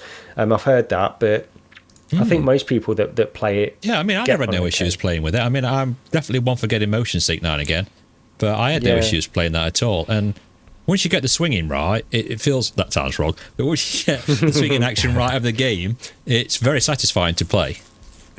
Yeah, that's the thing. It's satisfying and it's enjoyable just to play. It's like it feels good to play the game. I think that's what it comes down to for me, and very much actually like my next one, which I might as well get into. I mean, if people want to see it, they can go check it out on my channel. I did record it and put it out there. So if you want to laugh at me mainly being bad, and you do get a bit of Roger and Gary fighting the boss for like 20 minutes before I get there. But yeah, go check that out if you want a good giggle. Yeah, it's good. It's a good single player game, but it is good getting everybody in there as well. I think you can have some good time. But yeah, Compound is my next one, which I don't know what it is about this game. I'm not into roguelikes or roguelites at all. There's been very few that have really captured me in order to make me want to play them for any length of time. But this is definitely one which is just it feels fantastic. Again, it's more of how the game feels. Windlands 2 and Compound both feel really good to play to me, and that's what keeps me wanting to play. The performance on the Quest is flawless as well. It's like it just feels one of the most solid games to play on the Quest. And of course, you've got a PC version of this as well, which I never got into. I don't know what it was. It's the same, basically the same game that I played years ago on PC, and I just never got into it. It just never felt like something I wanted to spend that much time in. And yet on the Quest version, where I've got a level of freedom without you've got no cable. I turn in on the spot, and there's no hassle or anything like that. You can dodge out the way really easily, and it just feels good to play. That's really what it comes down to. And I've played a hell of a lot. This is probably my most played. I'm just trying to think, is there another game that I've probably played more? Well, probably Walkabout Mini Golf, maybe, I don't know. But this is probably the second most played Quest game for me. And I can't get enough of it. Every time I'll have a couple of weeks off where I won't play, and then I'll go back in again. I just want to keep doing these runs. And it's satisfying to just go through and you think, okay, I've got 20 minutes spare, and this is what we talked about with the ghost signal issue, which has now been resolved. This game has that too, where you can actually, you finish a stage, you get in the lift to go up to the next level within this building, and you can save your progress there, and if you jump back into the game, you've got one chance to continue that progress. And it's satisfying. You've got 10 minutes to spare, 20 minutes spare, jump into a run, see how far you can get. Really addictive. I absolutely love it. This is probably, it's difficult. I think it's probably my favourite Quest game ever. And I'm just trying to think if there's anything else. I think it's got to be up there at least anyway. I love it. Roger, you type of feel as well, though, right? Because it has a very retro gaming feel, but you're actually in VR, so you can be in the universe as well. But it's not that keeps me playing it. It's like an initial attraction. You think, okay, yeah, I get this retro thing, and that's what I initially thought on PC. But it's how fun it is to play that keeps me playing this, rather than that. I ignore the fact that it's even retro anymore. It just feels good to play. I just didn't feel it. I don't know what it was. I think possibly the graphics. I mean, I like retro style stuff, but everything just seemed overlit and over bright. There was no atmosphere. It's randomly generated, yet the maps are so small it might as well not have been. I think it'd have been a better game if it had sort of larger handcrafted maps.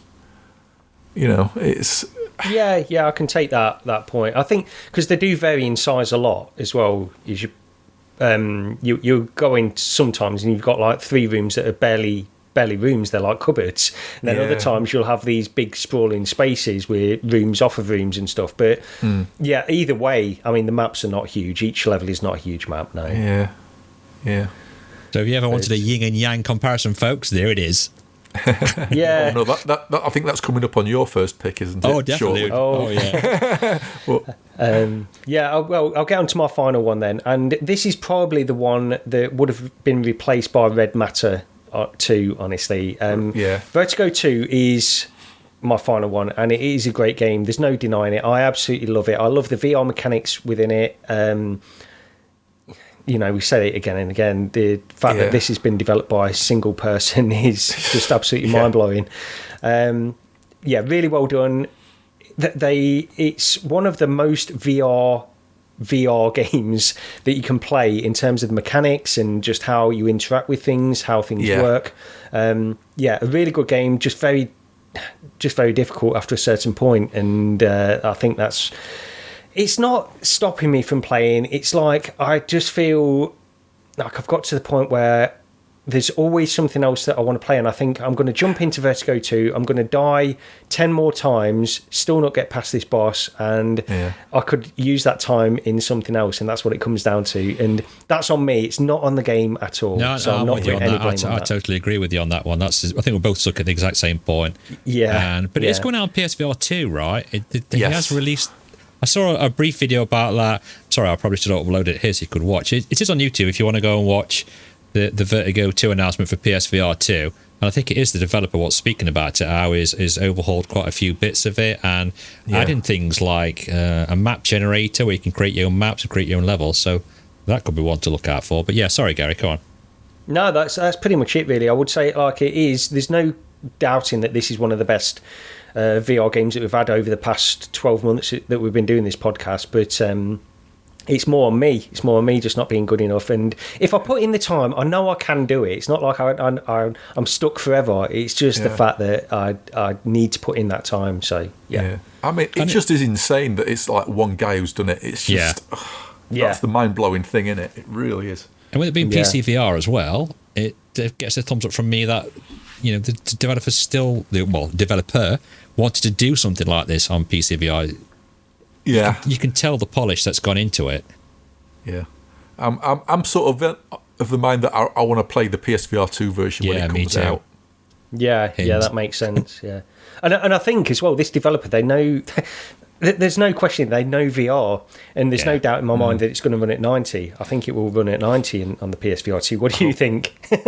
Oh, I hope so. I really do. The guy actually worked at Valve, didn't he, for some time? So maybe he's sort of his quality levels might be slightly above, shall we say, other developers who think 60 is good enough. Yeah, I think he's aware of the problems with not running at 90 enough to try. Maybe, if it's impossible, then it's impossible. But I think he would definitely want to opt for 90 if he can. And it's one of the games as well that had quite a lot of options for everything. For if you're prone to motion sickness or snap turning, the speeds, the heights, everything it thought of. And even for like streamers, if you're watching the footage now on YouTube, you see how smooth it is. He actually added an option in there to have that smooth video, so it's not jerking about, which you usually get when you're watching VR videos on YouTube. But he's even added that in as well. There's an option for us. Yeah. For people. Oh, look, there's me. I mean,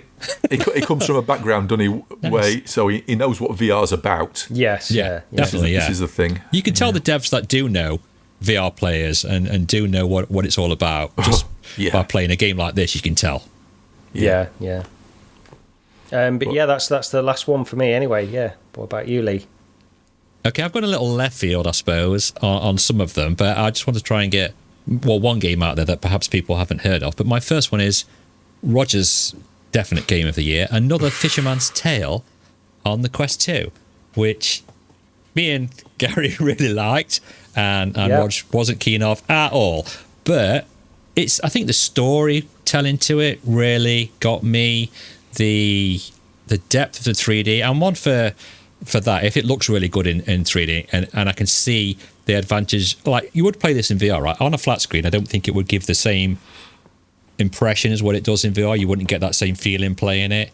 But I love the game mechanics of the hand running around. Admittedly, that was one of the bugbears for me as well, is it's a little difficult to try and turn that hand and get it to move where you want to go, which Roger probably agree with that. It's being a little awkward. But yeah, I just really loved the entire story of it, apart from when they got to that Libertalia thing. Another thing as well, I thought that was like some sort of made-up thing for this game, but it was on the Drake's Fortune game as well, so I'm wondering if it is some sort of pirate myth or something like that, that there was this magical land that they all got all their pirate treasure to, and they all lived happily ever after. But I'm no historian, so I wouldn't know about that. But yeah, it kind of, I like the first one, but this kind of gave that extra element where, like you say, with the moving the hand around, and it just made it definitely more immersive and more interactive for me than the first one. I could hear Roger say it. I loved it. I loved the first one. I still think the first one was a great little puzzle game, and I recommend the first one. It's just the second one that I think they failed. I think they failed with the mechanics. It's just too awkward. I'm definitely on main fan's side on this one. Yeah, you're a main fan. I agree with it being awkward, but I think main fan, he was using the index controllers, and I think, was it the finger placement, or because it's got finger tracking on it, that was making it difficult for him. Yeah, that would be a nightmare. But yeah. To me, that awkwardness, and I understand if it's too awkward that you just get frustrated with it and stuff, that you don't want to play. That awkwardness was part of the puzzle. That was part of the game. And if you don't like that, you are probably screwed with this one, really. Yeah. But I didn't mind it. I think the game is fantastic. It would be up there, with the top games that I've played in the last 12 months, and originally I think it was on my list. I changed it, but I suspected Lee would choose it anyway, so we would still be able to talk about it. Just because it's one of the few ones I've played on Quest 2 that I couldn't wait to get back in and when I was at Quest 2, we played it on, we had the PC VR version, right? Yeah, we did. I think it was PC VR. Yeah. Did we have it on Quest 2 as well? Did we get I don't know. I think I may have put down Quest 2. No, here, what it was. I'm sure it was PC VR, right? It was PC VR. I think they sent a single key to the Quest 2 version, so so I had it. But yeah, I went in on the Quest 2, and it's it's not the most graphically impressive game anyway. And I mean, it looks good and it suits the style of game that it is, but the Quest 2 can handle it perfectly fine, and it looked good on that as well. I just like that you could like shoot your head off as well. If you can't sometimes you can't see what you're doing, so you'll have to shoot your head off from your body because you're like a puppet type thing, aren't you? And then you can see a better bird's eye view of things. And I just like the fun of the fun of that, and just messing around in that I enjoyed. I think it's one of the games, though, that I don't see myself going back, like the original, don't see myself going back and playing through it again or anything. But there's not much reason to, is there? Because it's not as if it's like an action-oriented thing where you get something out of it. It's like once you know the solution to the puzzles. Yes, yeah. You know, that's it. I'll quickly interject here as well, because honorary mention, we talked about the Room VR last time. I played the PSVR2 version. I was about halfway through, I think, when we did the last podcast. I did go back in and I did finish that off, and I so really enjoyed it. I still think it feels like you're playing through an episode of something where you're missing context somewhere to the overall sort of like the world that you're in. But the actual journey itself, playing through the game, I loved it. It was really good. Yeah. Yeah, I'll be interested. I'll be interested to try that one actually, because it's one that I keep seeing pop up on the Quest store when I'm just scrolling through, and it gets really good reviews. People really do seem to like it. So yeah. But anyway, Lee, what's your next one?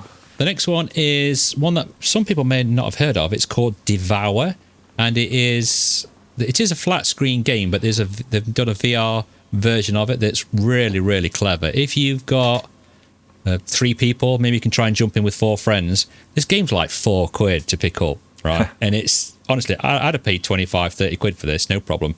It's the most fun I've had, besides Walkabout Mini Golf, in multiplayer VR. I did 2 videos on this, so if you want to go and laugh at us playing, I think it's called the Asylum, this map.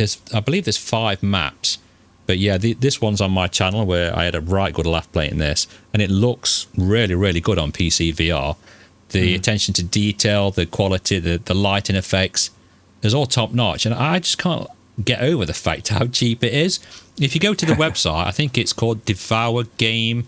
Let me just check. Yeah, devourgame.com, and you'll be able to see some of the trailers there and the different maps that they've got to show. It's 1 to 4 player online co-op, or you can play a single player mode as well. And yeah, it's just brilliant fun. I don't think I've laughed so much playing a multiplayer game in VR. It's brilliant. I've not. I don't know anything about this one. What do you actually do in it then? What's the? Well, it's like you can see the woman running around now. She's like kind of possessed, and you've got on this one it's different on every map. You have to do different things to try and banish the evil spirit. So on this one, it was picking rats up and frying them on this electric chair downstairs. And I think you got to get 10, and it took us like 45 minutes just to get 1. But meanwhile, she's released and she's sort of stalking around, and she will get quicker. As the more rats you get and the more of them you fry, she gets quicker. So she's running around, she'll grab you, and then you're out of the game until someone can get a health pack and revive you, and then you're back in. So it's a case of trying to get these rats and killed off before she gets all of you. But also, every time you fry it, there's a fuse that blows, so you've got to try and find these fuses. And to get the rats, you've got to get little bowls which got like little bones in to try and attract the rats so you can pick them up and catch them. Otherwise, you can't get them. So there's a few things, and you don't get told none of this, by the way. You just chucked into the game and off you go to try and work it out as you go along. Right. But yeah, there's like 5 maps. I think one of them, the latest ones, had some really good reviews as well. There's a farmhouse one. This is the Asylum that I really enjoyed.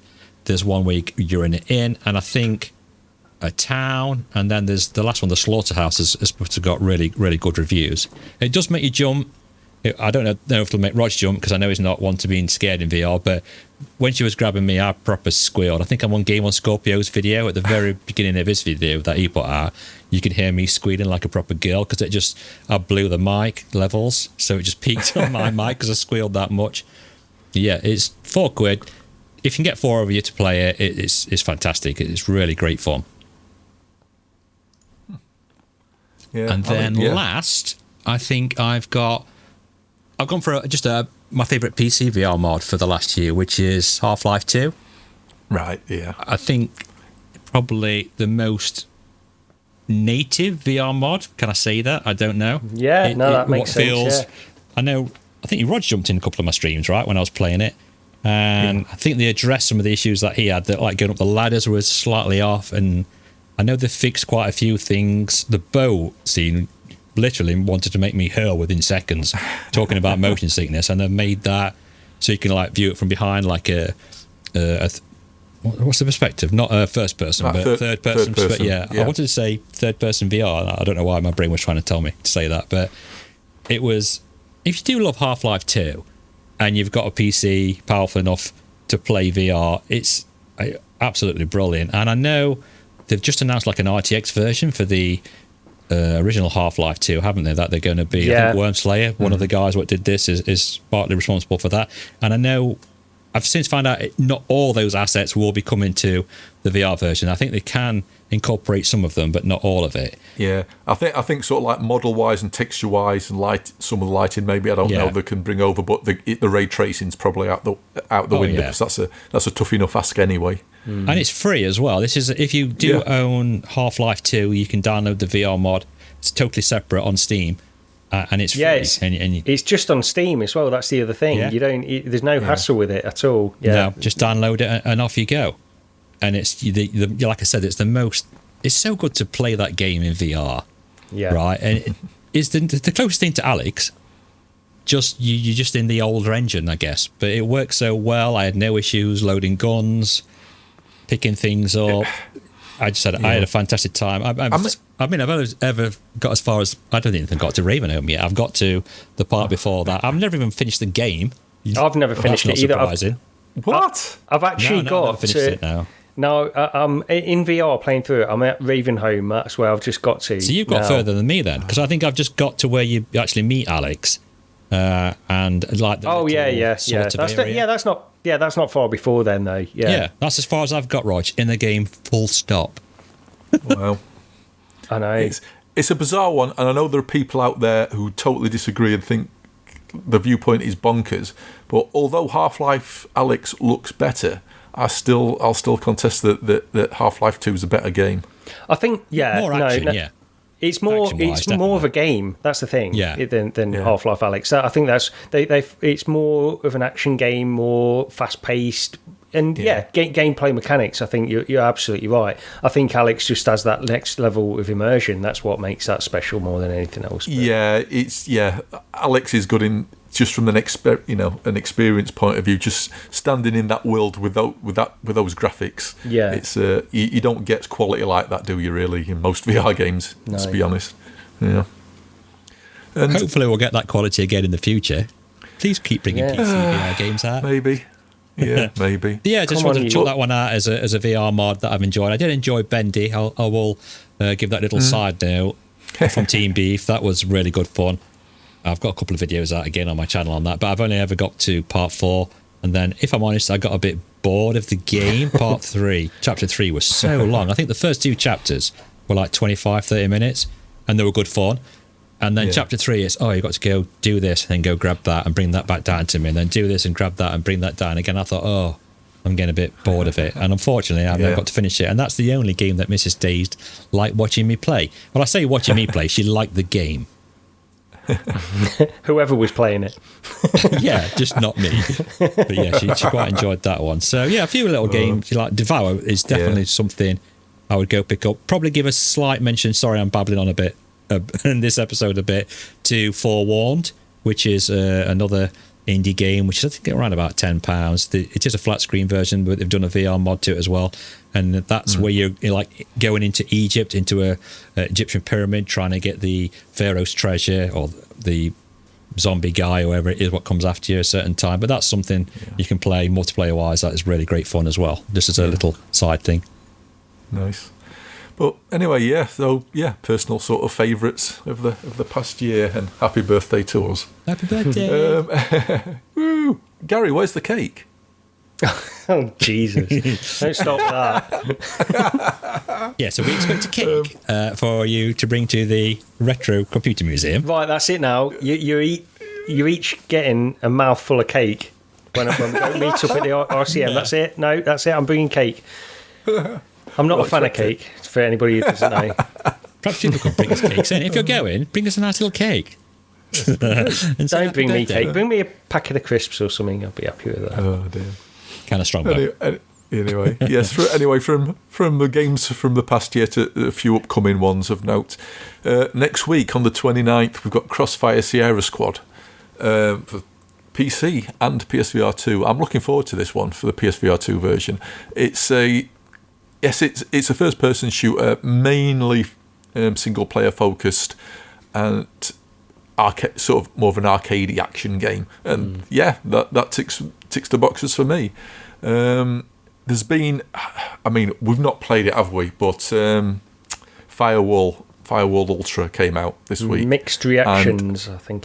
There's been very mixed reactions on Firewall. I nearly picked it up, and oddly, the one thing that stopped me was they've said in the past that that Firewall was a 60 FPS game reprojected to 120, and I even went and looked this up. And there's an interview there's a blog on Epic Games, and on there it says it's 60 FPS. Yet it came out, and a few people say, no, it's 90. I'm thinking, that's not right, surely. But if you go and watch all the videos, it's got that not quite 30 FPS look to the videos, and it's definitely not 60 FPS recorded video either. It's got that telltale, this was recorded at 90 and sort of scaled down look. So it's like, what? Not that it matters to them, but it lost a sale. That was the deciding factor for me, because like a 4 on 4 or 5 on 5 sort of game isn't really my thing. I had fun with Breaches when it came out for a couple of weeks and then never went back. So yeah, my money was always sort of reserved for Crossfire, and I'm looking forward to that, because it's arcade first person shooter. Yeah, it does look good. I've got it is very like Call of Duty style type thing, doesn't it? Yeah. Yeah, it's very arcadey. Apparently, this one is. So yeah, it's not a sim or anything. Which Crossfire is mainly sort of for single player, but it has got a co-op, some sort of co-op mode on it as well. 2-player co-op. Yeah, mode. co-op would be quite good with it. Yeah, that does sound good. Yeah. That that. So it's just 2-player co-op. Is that right, Rog? Yes, as far as I know. Yeah. Okay. Are you playing like this? So like now there's a person running around that we can see shooting. Would I like sort of be behind you as well, playing it at the same level you are? Do they mean? I think I don't know if I'm getting this right or wrong. I've got it in my mind that the co-op stuff is separate to the single player campaign. Oh right. All right, I get you. We said that in stereo then, Gary. Yeah. And we both said, "Oh, right," at the same time. We should have harmonised as well. I think it was pretty good. Oh man! But so yeah, that's next week on the 29th.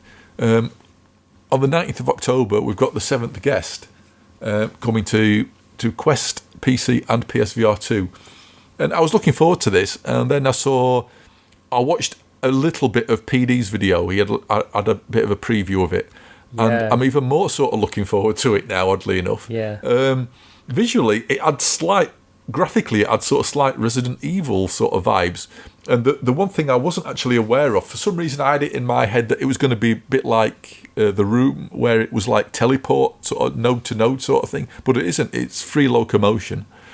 I'm just looking forward to it. Definitely some nostalgia for me. I can say it's possibly, I think, along with Rebel Assault, one of the very first games I ever bought on CD-ROM back in the day. It does look very good, I've got to say. Yeah. Yeah, I'm interested to see this sort of volumetric capture they've got, which I think will probably work well because they're ghosts. So you're not expecting something solid and perfect. This sort of volumetric capture might actually work really well for that sort of thing. I think it will. Yeah. Especially in VR, it'll look so good. Yeah. I'm just looking at the platform. So, it's on all platforms basically as well, isn't it? So Quest, PC, PSVR2, yeah. Well, I've requested some, PSVR2 keys for this. Hopefully we can cover this one. I'll be... there's all these little things that are getting added that I'll need to eventually pick up a PSVR2, and I really want to now. Do it. But it's money. Yeah. It's a money thing, though, isn't it? Like you said, it is money. That's what it comes down to. It's a lot of money when you've already got a Quest 2 or you've got a PC VR. Then it's something that's another £500 to lay out. I mean, I did pretty well by dropping on this second hand. I don't know if did I mention I bought it second hand? I can't remember. But I mean, I picked this up for £300. So Yeah, well, that's what I'm planning on doing. I think I might go for a second-hand one, to be honest. But it just comes down to money. And it, like I've mentioned before, if you've already got a PC, a couple of PC VR headsets, a Quest 2, it's difficult to make that jump then. That's all it comes down to. I do want one, and I want to play all these games on it. But I mean, 300 quid though. I think you landed on your feet there. Yeah. I mean, it's not been hardly used as well. There was quite a few. The varying prices. I mean, I got mine on Facebook Marketplace, but I think I even went to CX just to see what they were charging, and they were like $470. So there's no point getting one from them. But and if you go in and sell one there, they'll probably give you 20 quid for it. Oh, I think it's like 220 maybe or 240. They're going to give you for it. It's not a lot, but. Yeah, I think I was looking at one at $350. Unfortunately, that went like after one day. There was some brand new that were like anywhere from 400 to 420 to 450, or slightly used, and some people had got. You could see the ones in the pictures where they took photos on them. They've got dust on them, so they're the ones where you're going to go and pick up. They've used it a couple of times and gone, you know what, this isn't really for me, and they've put it down. But I did message. I messaged someone on Gumtree because there was one not far away from me that was selling one for 300 quid. Yeah. I thought, but they've not got back to me. I just put, is it still available? And they've not got back to me. So if I can get one for 300 quid, I probably will get one. Well, this is it. If it was £300 to start off with, we'd all have one anyway. Yeah. It's just that it costs him more than what the actual console does, which is going to put people off. It's slightly worrying, though, at this point. There's people out there willing to flog them already for 300 quid. Yeah.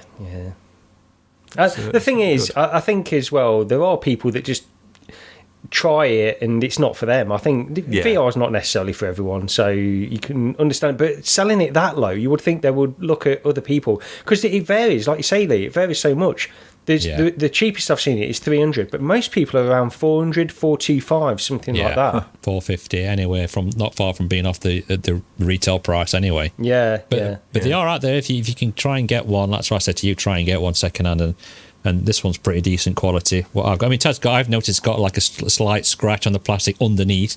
I'm not bothered about that. The lenses are clear, the cameras are clear, the haptics, everything's working fine as it should do. So I'm just looking forward to getting some use out of the PSVR 2. Once I can stop playing things like Drake's Fortune, and now I've started playing God of War, because Rog says, did you know the original God of War's on as well that you can download and play? And I was like, that's another 50 hours I'm going to have on that. Don't blame me. It's all right. But next one on the list, on the 14th of September, we've got Gazzlers for Quest, PSVR 2, PC and Pico. Wasn't this one of the Steam Next Fest games? Yeah, it was. Demos? Yeah, one of the best ones actually. You played it, Gary, right? I think. Yeah, I think Gary played this one. Yeah. It's a wave shooter. That's what it is. But it like normally with these Steam Next Fest games, VR games especially, you get like really bad performance issues and just jank with them. That's what it comes down to. This one didn't have any jank or anything like that, and it performed really well. I for a wave shooter, it seemed pretty good actually. And I mean, as for a wave shooter that's on rails, this one is literally on rails. Yeah, and it's going backwards as well. So that's going backwards. Maybe that helps with motion sickness going backwards. Who knows? I mean, I played it okay. It's very Borderlands style looking, very fast paced. I mean, I couldn't keep up with it. You've got to be on the money to shoot all these, because they're constantly firing at you, and I just lasted about a minute. I didn't last very long at all, but it definitely looks interesting to play. It looks like good fun, good upgrades you can do to upgrading your weapons. So want to keep an eye on. Do you know? Go on, Raj. You go. So I was going to say arcadey wave shooter. Again, sort of like appeals to me. So I was just going to say that I've been getting back into Space Pirate Trainer. One of the first. I tell you, that is such a good game. It is so good, and I've been playing it like 120 hertz, so 120 frames per second.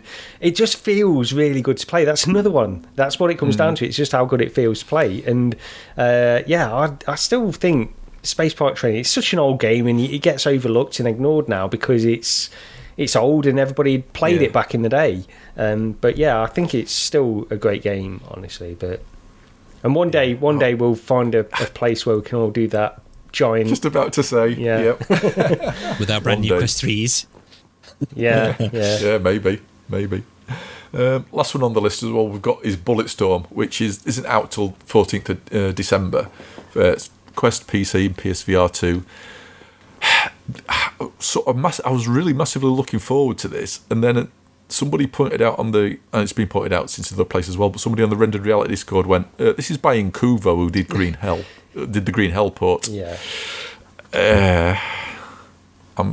Which has got me sort of slightly worried now, but you never know. It's the resolution, isn't it, what it will come down to if it's...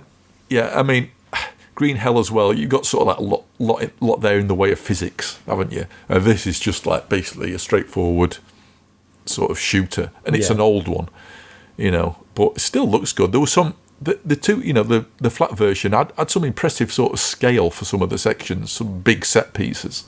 Is this like a completely different version to the flat, or is it's the same one? Yeah, some of the stuff in there, some of the set pieces, like the big rolling thing, what's chasing after you. That all seems to be in there. Oh, right. It seems to be the full game. Yeah. So I really want it. Mind you, it's coming out on PC as well, isn't it? Yeah. And it's on Quest. I was about to say I don't want to play this reprojected. No, that's the thing. PSVR. I was thinking, I hope this isn't reprojected because it looks very fast paced, and I don't want reprojection on that. If PSVR 2 version's 90 hertz, then I want to play it on that. Failing that, I don't. I'd bet that it will be reprojected. I'm pretty sure it will be, but I think you're probably right. Hope springs eternal and all that. Yeah, you never know.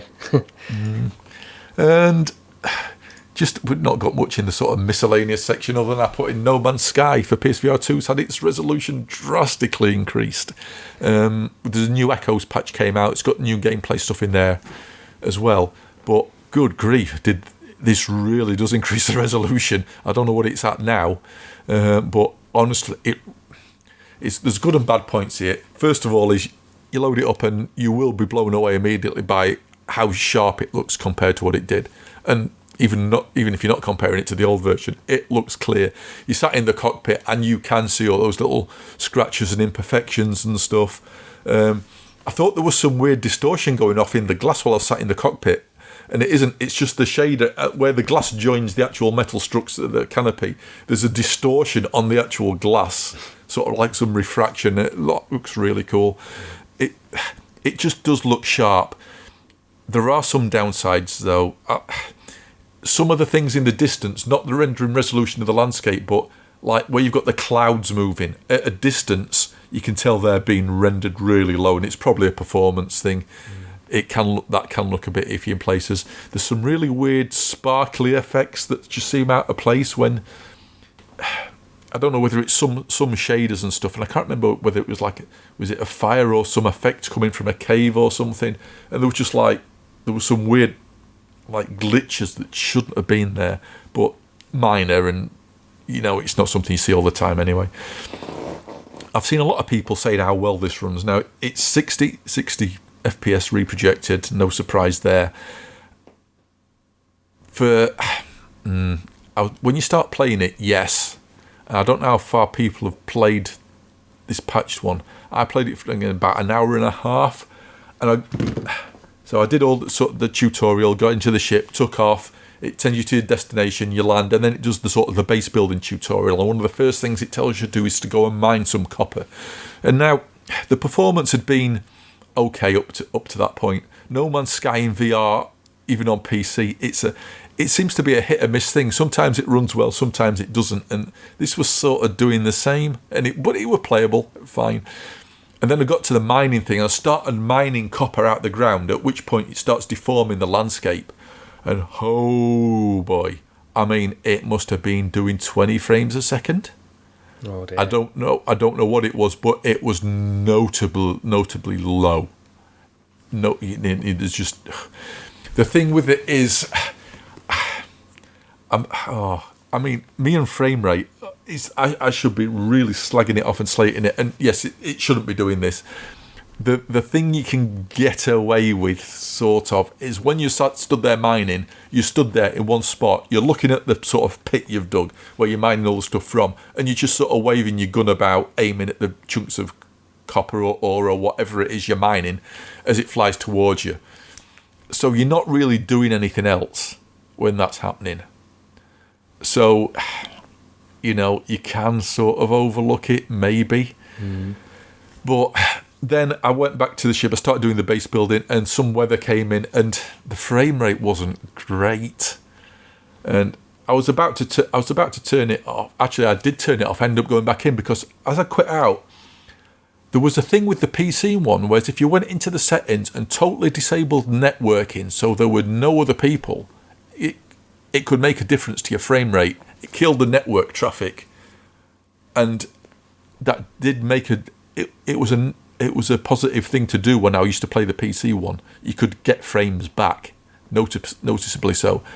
And so I booted it back up, went back in, loaded the game up, went to the settings, disabled network stuff, and I was looking around my base, looking around the landscape, and I thought, this looks smoother. Now, the other thing, though, was the weather had cleared up from me logging out and going back in. Right, yeah. So there was no weather, and I'd only tried this for 5 minutes, but turning the network stuff off did make it did seem to be running smoother again, like it was when I first started playing.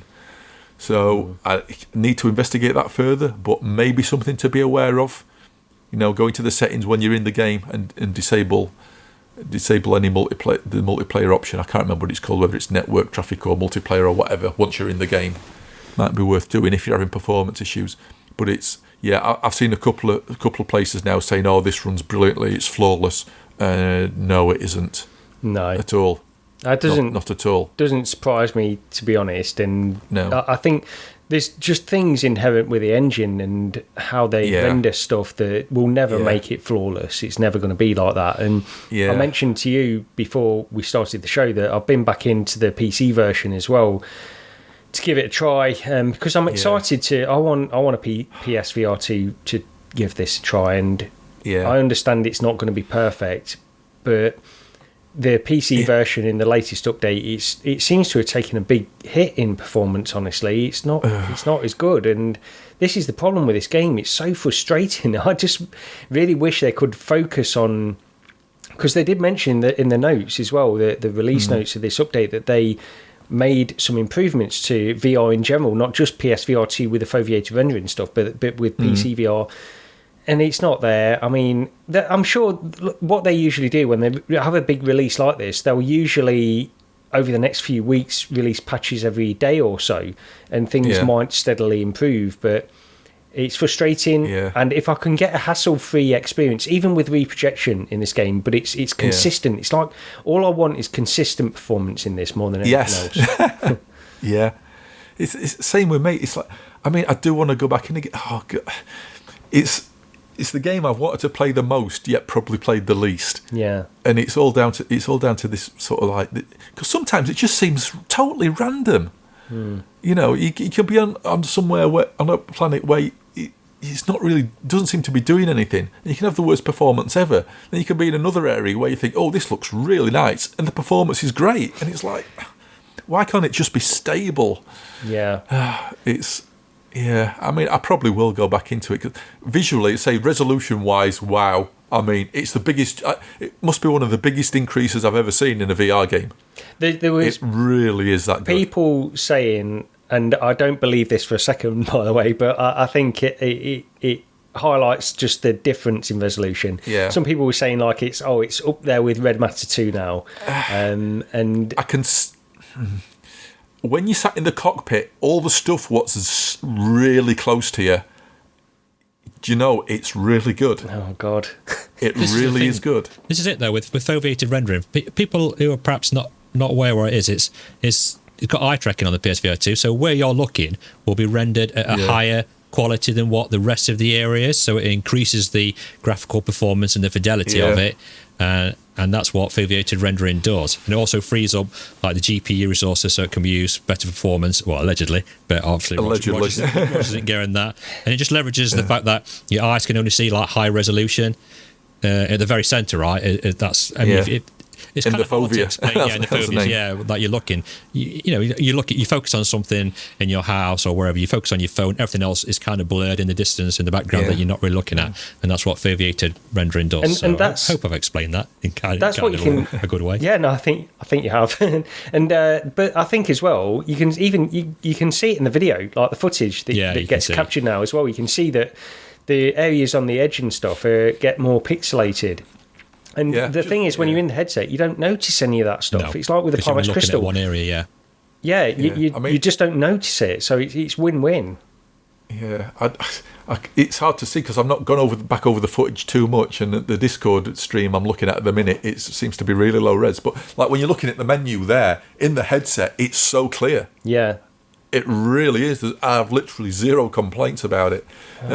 You do get like some of this distant stuff on some parts of the landscape or whatever. You can see sort of where the anti-aliasing is sort of working on the edge of the landscape. That's always been on this game. But that's being picky. This is it does look clear.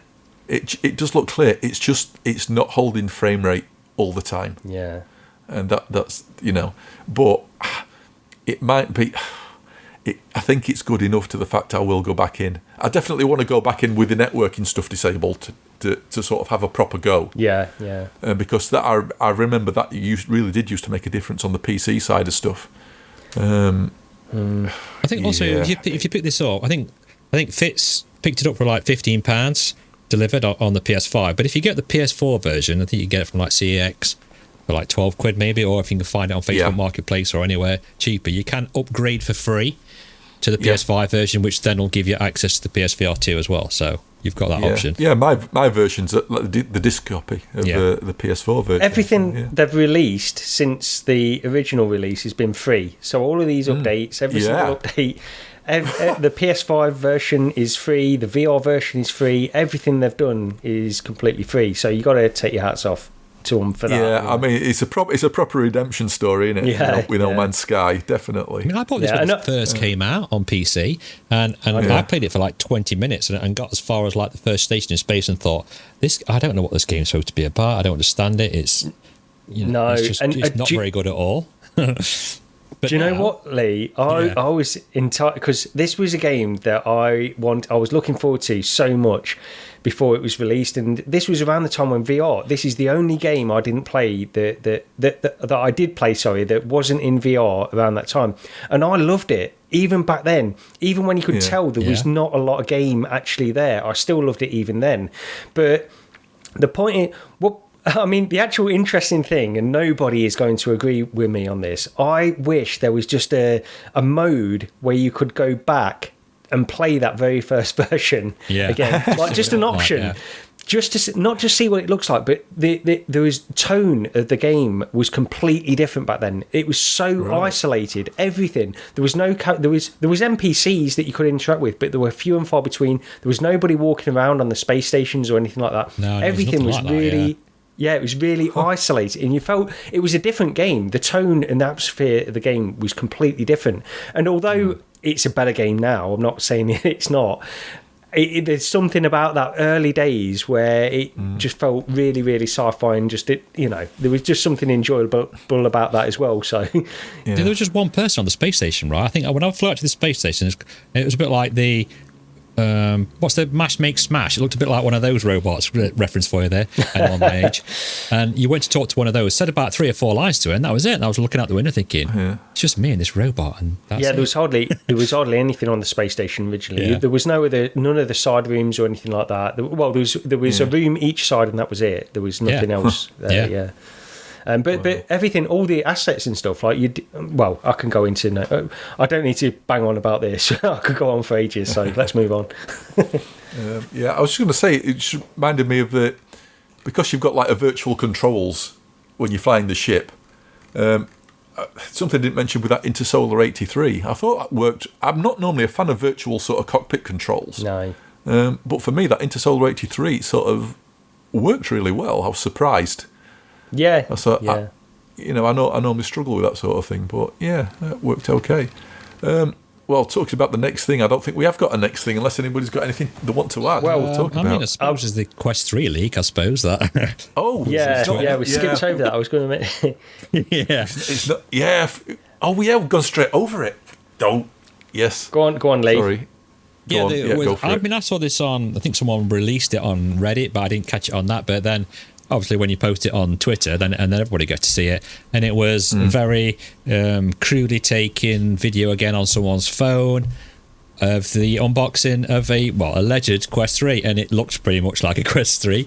I must say. And it doesn't really show much detail to it, apart from you can sort of glimpse the lenses, which I thought were very akin to the Quest Pro. Whether they're the same or not, I don't know, but they looked very, very similar to Quest Pro size and shape. And you can see the 3 tracking ovals on the front, and you get to see the controllers without the rings as well. The controllers look kind of small to me. I don't know what you guys thought. Maybe they are exactly the same size as the Quest 2, and perhaps the rings being taken off makes it appear smaller to me. But yeah, that was on Twitter, which we all got a nice look at. They do tend to make a habit of leaking these things out. Yeah. Oh, the conspiracy theories are out there. Yeah. You know, it's like, oh look, there's another leak. It must have been done on purpose, and it's like, it's that close to it now. If they wanted to do it, they'd do you know what I mean? They could do a better job than this and just get as much coverage. But I kind of like this as well. I kind of like these weird leaks where someone's just got it in some random room on a table. And look, I've got a Quest 3. Nobody else in the world has one. This is what it kind of looks like. But I'm not going to show you too much. I'm just going to whet your appetite and get everybody talking about it. And it doesn't cost Meta a penny.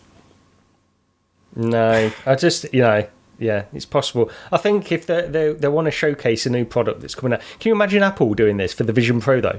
They're not going to allow this kind of their product, their premium product that is going to be released to be showcased for the first time in this format. Yeah. So I can't see it being. And I've seen people complaining about the box, saying for £500, I want a better box than that. I think, oh, come on, dude, it's just a box and recycling and all that. You know, we're in that day and age now. It doesn't really matter what the box... And it's going to look exactly the same box as what the Quest 2 did. You know, I think graphics-wise, except it's going to have a Quest 3 on it.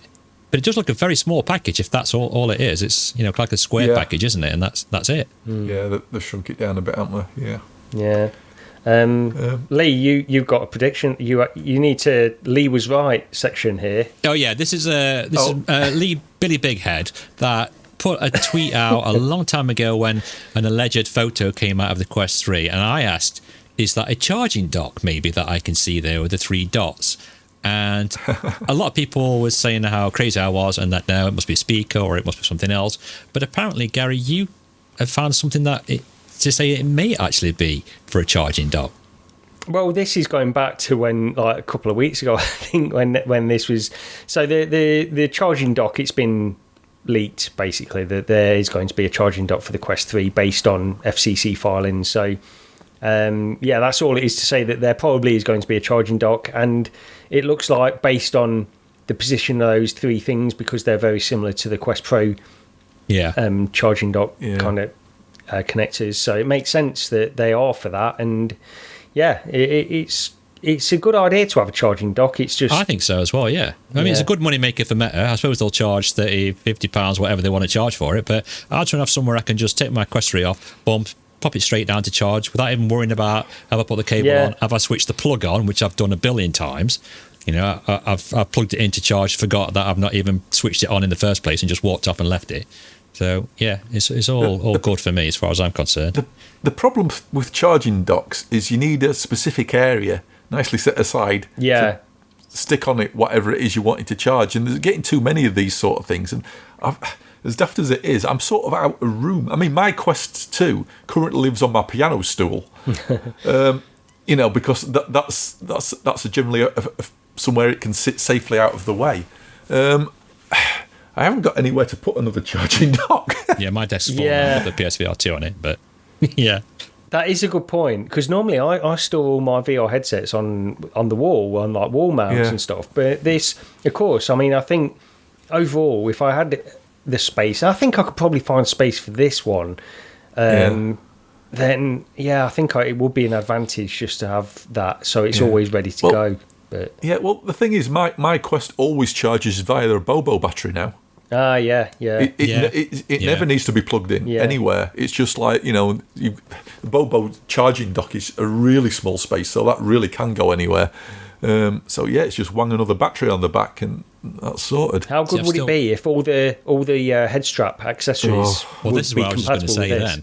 I've kept my VR cover. I don't know if it's going to be the same or not, because it's shaped different, isn't it? The Quest 3, the fascia's more coming out from the sides, obviously, because you've got to take the curvature, is that a word? Curvature of your face, so it fits smugly on your face. But Yeah, that's another thing. People not liking the strap, or see they put that cheapo strap in again, and you think, I'm not. There's no way I'm using that strap that it comes with, and also the because I mean this has been mentioned. The only thing that seems like it might not be compatible is that charging location. It goes through where the strap would connect. Yeah. So that's the only thing that's making me think that it wouldn't be. Because overall, I think it looks pretty similar to how the Quest 2. Yeah. Yeah, I mean, you can always cut that little bit out, I suppose, if the Bobo fits. But I think they are working on they're definitely working on a Quest 3 one, aren't they? But then that's there will be, won't there? Yeah, but I don't want to buy a new one. I know, this is it. You don't want to be spending £500 on a headset and another £60 on a VR cover, and then another £60 on a Bobo. Makes it not such a cheap consumer headset then. Yeah. If somebody comes out with an adapter, I'll be hitting Gary up to 3D print an adapter for the Vive Deluxe audio strap that I've still got. Have you still got one of them? Oh, yeah. Do you know, I was watching June the other day. The new one, because they're pilot. In there. Yeah. Yeah, they are, right. They're on the film. They're in the movie, aren't they? They use them on that. Yeah. I remember. Yeah. I wonder if they use Quest 3s on the new ones. I don't know. Part 2's been delayed till 2024, though, hasn't it? Now? Oh, is it? What, because of the thing? Yeah. I went to the cinema to see the first one, and I liked it, but the second watch for me has been far better. I think I actually absolutely love it now. It really is good. Yeah. It's just the tone of it is just perfect. Yeah, definitely. I think that definitely is everything we've got on the list. Yeah. Is there anything else anybody can think of while we're at it? Well, we should probably give an idea when we're doing the next podcast. So, because we're doing this one a week delayed, maybe it will be a couple of weeks before the next one, or are we doing one next week to stay on schedule? I think it depends if anything happens this week, really. Yeah. Because if nothing comes out this week, it's pointless doing one, next week. Yeah. So, barring any sort of breaking news, what really needs talking about, then a couple of weeks. Yeah. I was just having a look on Upload because knowing our luck, it's like we'll finish recording this and some breaking news will have absolutely happened. I mean, it's been Gamescom, hasn't it? And there's been quite a few. I know the Cabin was showing the mixed reality version of their game there. That'd be quite interesting to see how that looks. I don't want to keep everybody too long because I bet everyone's waiting to go because they've had enough of us now. But I'm quite, I always said I'm not really interested in mixed reality, but I'm kind of interested in it now. I've seen what sort of things they can come up with. I mean, I don't mind zombies jumping through the front of my windows in the house. And to be honest, if I left the windows open, there probably would be zombies jumping in around it anyway. But I'm quite interested to see what developers do with that side of it. I just, because I miss my PC VR, and if that's the way they're going to go, then let's see what they bring out for it. And I'm open-minded to see what developers come up with. Yeah, definitely. I'm just looking on Upload now. The only thing on there really is Meta launches Horizon Worlds for smartphones. Of course. God. Because why not? I mean, they've just got money to burn with that, haven't they? Oh, no. The mobile version, the avatars have got legs. Jesus. Wow. And on that bombshell, I think we call it a day. Yeah. So Retro Computer Museum, 23rd of September. 23rd September, August? Yes. September. Yeah. Next month, 23rd next month. Come along, 15 quid, meet up with us. But yes, thank you very much for listening. It's always appreciated, and I still can't believe people do. But there you go. Especially cheers, everyone. On it. I always say that every week. You sure you want me back next time? Because I don't think people really like me being on, but there you go. Oh dear! We just need to give Gary time to remember what he's supposed to say. Gary. So, you got it ready? Ready? So we'll go again. Cheers, everyone. See you next time. Take care.